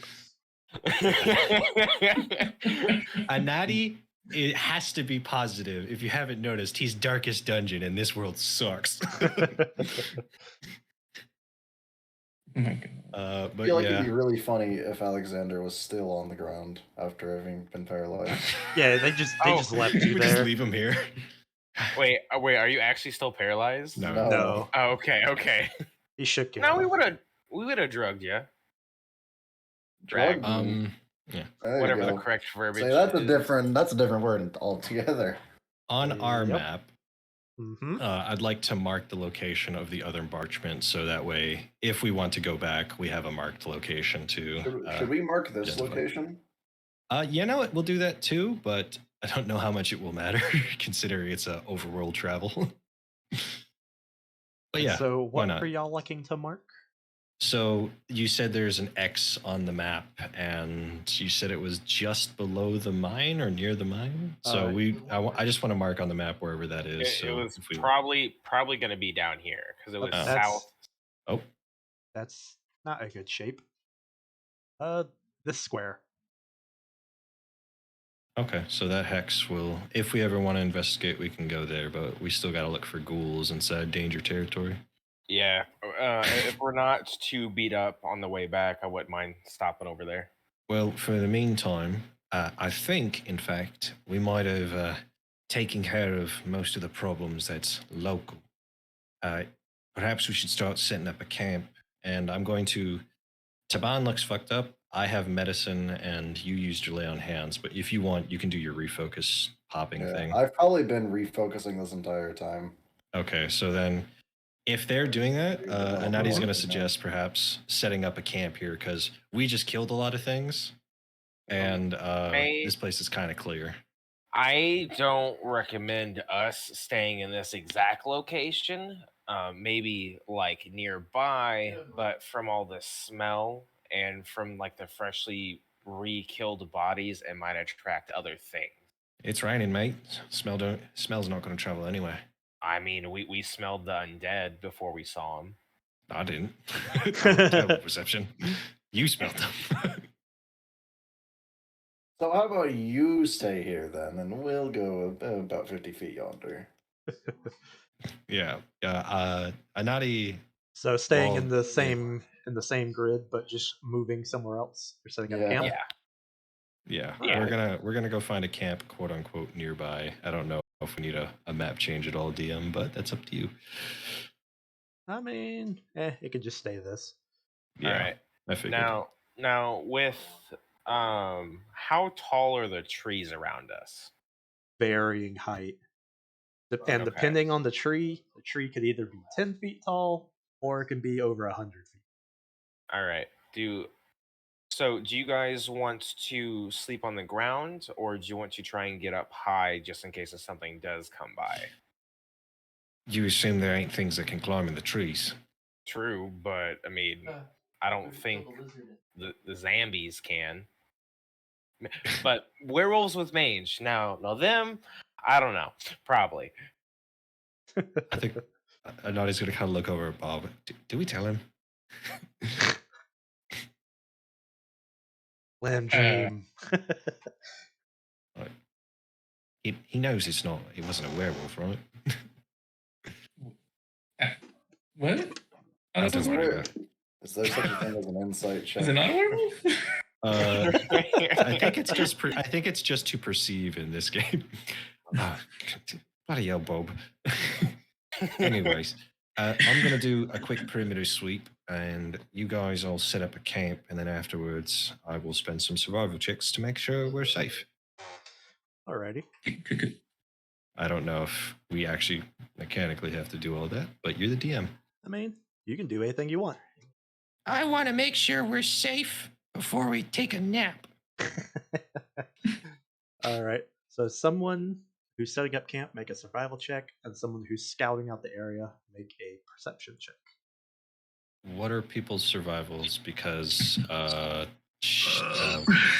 because my survival is 4. Yeah, Taban has +6, and I do not have a good the first one was survival. a 14. Ignore the But second one. I can help you. Walk around the area, make sure we're safe, because that was a perception, right? Yes. Yeah. All right. I will help you do that. All right. Natural 20. Helped you so good. So Alexander, you think you set up a decent, reasonable tenting area. You're trying to set it up in an area where you're not too obvious. You guys aren't really out in the rain. Both of those things are kind of hard to do, but you think you do the best that you can. Ziggs, as you're walking around with a Naughty, you don't really notice too much, but a Naughty, Eyes of you a fucking hawk. you do notice something. Um, sorry, having to get resituated. What? No worries.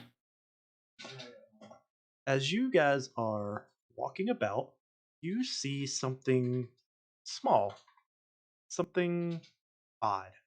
You're not sure what it is. Have you ever seen the movie Princess Mononoke? I have, in fact. It's one of my favorites. You know those tiny, like misshapen, gourd people that live out in the forest? Yes, I'm looking at the forest spirits. You see something that looks a lot like them, but its body is like black. But its face looks just like those things. But in contrast to its body, it's like a bright white mask. You, just as before with that one weird tree lady, you're walking about and you see this little imp thing, this little tiny thing, just on the ground, maybe about 15 feet out from you between some bushes. Uh, and as you go to do a double take, like, did I just see what I think I just saw? It's gone. I think Anadi would have raised his hand and then blinked and realized it was gone. Be like, sorry, I thought I saw something. Yep. Either in the Are you blink sure of an you don't eye. have or jungle madness? I don't have jungle madness.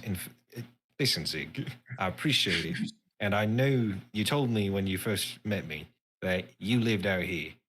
But compared to me, not trying to make any kind of power game, but I think I've been a little bit deeper than you have. Phrasing. It's only phrasing if you call it out. He did. Hey man, hey. I wasn't trying to mean anything by it. Just looking out for you, and I will pat him on the back. You know what? Anadi will have that like brief moment of like a sigh of relief and be like, "Yeah, I'm sorry, mate. Some memories came back when this shit happened." Yeah, it's always hard being out here. Yeah, well, if you don't mind me saying, like I said before, it ain't my first time, and there's a reason why I already knew of Silver. You guys ain't the first people that I brought out here. And then Anadi will continue the patrol. Well, second time's a charm, eh? Bloody hope so. But from what you guys can tell on your scouting expedition around the camp, you can't. Just quickly, Anadi would like to walk to the place where he saw the thing just in case, and then walk away from it if there's nothing there. All right, yeah, you do go walking up to it, and there's nothing there. There might be like some bugs. It's the jungle. There's stuff everywhere, but you don't see anything that looks like a little shadowy imp person with like a white mask.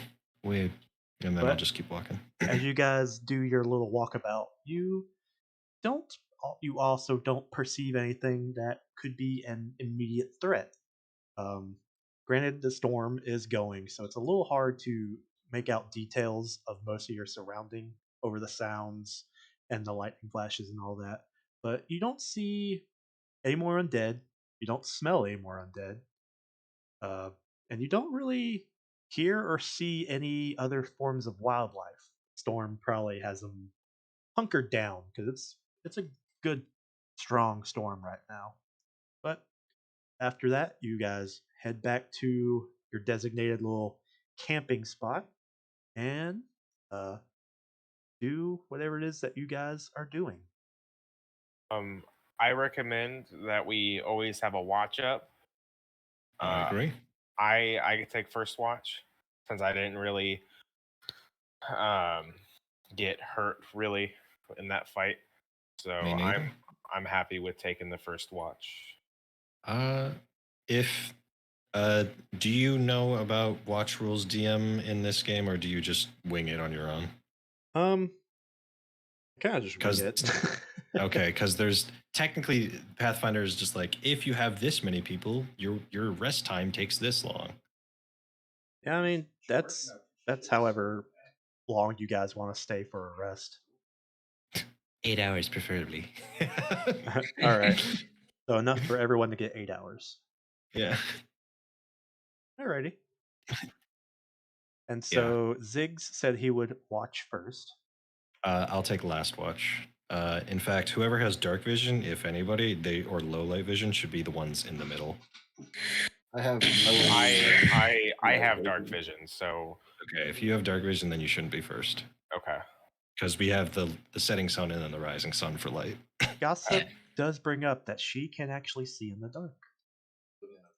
Fair enough. I cannot, but I do have dancing lights. That's I don't know if having light out would be a good idea, but Probably not. Taban I look being at Taban's race and figure out what she can do. she's not Cheltian, but she is human. Okay, she's not like half tiefling with low light vision or something. No, Okay, but she will agree to take first watch. Sure, yeah, I can live with that. taking last watch. In fact, if we split it up, because there's 6 of us, somebody with Taban, we can have that for the first watch, and then the 2 dark visions in middle watch, and then the 2 other humans in last watch. Are you wanting to have 2 people on watch at a time? Probably. I mean, if we can do that in increments, you're the GM. I mean, these are your choices, your actions. You can do whatever you want within reason. I think I'd actually like to go with Taban only because I'm range, she's melee, and if we have that, then bro, ranged melee. It's Oh yeah, Naughty. She didn't pinch your ass. Fuck you. Wouldn't you? All right. So is this how you guys would like do it? 2 by 2 by 2 in repeated increments? Doesn't matter to me. If Bob wants to come over here, I'm fine. Christ. All right. So, yep, this is what you guys do. Take turns just enjoying the night air, Sick. enjoying the quiet now that there's not things trying to immediately eat you. Take time to chill, find some wounds, eat some food, drink some water, swat some bugs. But so it goes Anali and Taban, and then Ziggs and Gossa, Bob and Alexander, Anali and Taban, Ziggs and Gossa.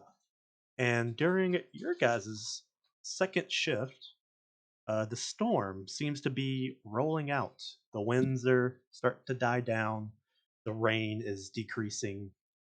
And during your watch, you begin to hear things. The jungle begins to come to life. You can see flashing lights in the woods. Uh, as lights are closer, you can see small little lights. And you're like, oh, those must just be like lightning bugs, just bugs floating around. But in the distance, between trees, out in the darkness, you can see lights. Not quite like a steady light, like a campfire light.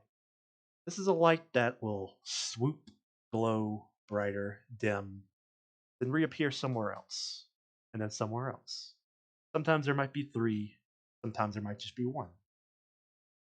Different colors: blues, yellows, reds, various different things. And Alexander and Bob, you might see some of those too during your secondary watch. And of course, there's the sound of the jungles, night birds, bats, things hunting in the dark like jaguars and dinosaurs. But as the sun begins to bring forth the morning, those subtle lights in the distance, they begin to disappear. And a new day dawns. You guys get a full night's rest. What would you like to do? And it is also 11:30 here this time. Yeah, I was about to say, we should I probably was gonna start say. ending it soon. Would y'all like to call it here? Probably. I think we should call it, but we should figure out what we're doing for next session. I think we should continue hunting ghouls. Yeah, All I right. think yeah. I think our resources, like the only big thing we spent was one lesser healing potion. Yeah. Yep. So And you guys we have still gotta one fix ghoul those. head. Yeah, let me remove. I'm gonna remove. How much lesser gold healing. are we getting for a head? 20 per There ghoul you go. head. All right. I can't remember if I told you guys. Alrighty. Yeah. Now I want to retcon a little bit. During the time of night when I was doing watch, I was fiddling with that knife that I found. Yes. How like I'm gonna like carve like a piece of wood and like a stick that I found on the ground. Is there anything like how well made was it? It appears to be very well made, despite how the blade looks. I mean, it functions well enough as a knife, but given the stark contrast between the blade and the handle, you don't know. You kind of think that it wasn't meant as like a functional knife. Maybe it was more ceremonial. Maybe it was a decorative piece. Because you have the handle, which is smooth, pristine, has ornate inlays, and then you have the black blade, which is like crude. It almost looks like it's made of stone. It's kind of jagged, has like loops and divots in it. Okay, well, that's neat. Interesting. Is there, since we're calling it here, is there anything else anyone else like to do this session before we call it? Yeah, because everybody keeps fucking saying it. I flirt with Taban every single moment. No, I don't. Fucking Christ. Believe it or not, I like roleplay, and if I'm gonna do it, I'm gonna fucking roleplay it. I never said you flirted with Taban. I just said you like to be around her for everybody else. No, I didn't say anything. Uh-huh. Yeah, you're all thinking it. Giggity. Yeah, that's what I fucking thought. Goddamn bunch of quagmires in here. Get your heads out of the gutter. Sheesh. Listen, pal, if you're not gonna do it, then can I? Bruh, go for it. Nadi looks at this and he's like, God damn, I get to travel with a hot girl. Fucking, other than that, right now, he's on a job. If you want to fuck her, go for it. I'm gonna tell Gassa you didn't think she's hot. That's what I was gonna say. Bro, are you kidding me? I already told BB that. I told BB that. I didn't tell you guys because you guys were gonna tease me. Yeah, that's right. And now you still don't know it in canon. Listen, Anadi's 32. The rest of you look as young as shit, except maybe Alexander. Fucking, he wants a wife. He's tired of this life. He's ready to settle down. In fact, I think that's part of my goals, isn't it, Zach? You did bring it up, yeah. Yeah, it's just like, nah, Anadi just wants to work to, get money to settle down. This place sucks. Good money though. But yeah, one final thing from me. Yes. Did we level up? Not yet. What do you mean? But you guys are closer. You did say it was like 4 or something sessions, at least for this part, if I recall correctly. Killed like 7 zombies and a ghoul. I think there was like 9 zombies. You did get experience from this, but you didn't level up yet. Good enough. Yeah. I'm glad we got to do some combat so that we actually can learn how all of us work together. Because the only combat before was just beating up on Taban. Yeah, kicking her ass. Well, that's why I sat out for the first half of it. I was just like, I'm not gonna fight. We're gonna win. And then she she knocked someone out one turn. I was like, oh shit. Yeah, I did not get any good rolls for that fight. Yeah, that's pretty funny. I was so upset. You didn't get any good rolls for the fight because she knocked your ass out. I know. I got to beat the fuck out of her. That was funny. That was a good hit. That was a good hit. All right. But yeah, no, I had fun. I think she was into it. That's good. I don't know. She might be a masochist. Who knows? I don't think she liked it at first, but I think she definitely liked the fact that you proved that you're powerful. I feel like if anyone is a gladiator, they're gonna like getting hurt. Maybe. Maybe. Probably. Even so. Fun session. Yep, I'm glad you guys had fun. I'm glad I hope you, the viewers, enjoyed this. But yep, we'll be calling it here this evening. Next session set for next Friday around the same time. Hopefully, Yeah. Jake will be able to join us. He had some things come up, so he couldn't make it. But yeah, I hope you guys had fun, and we'll see you all next time. All right. Bye, viewers. Bye.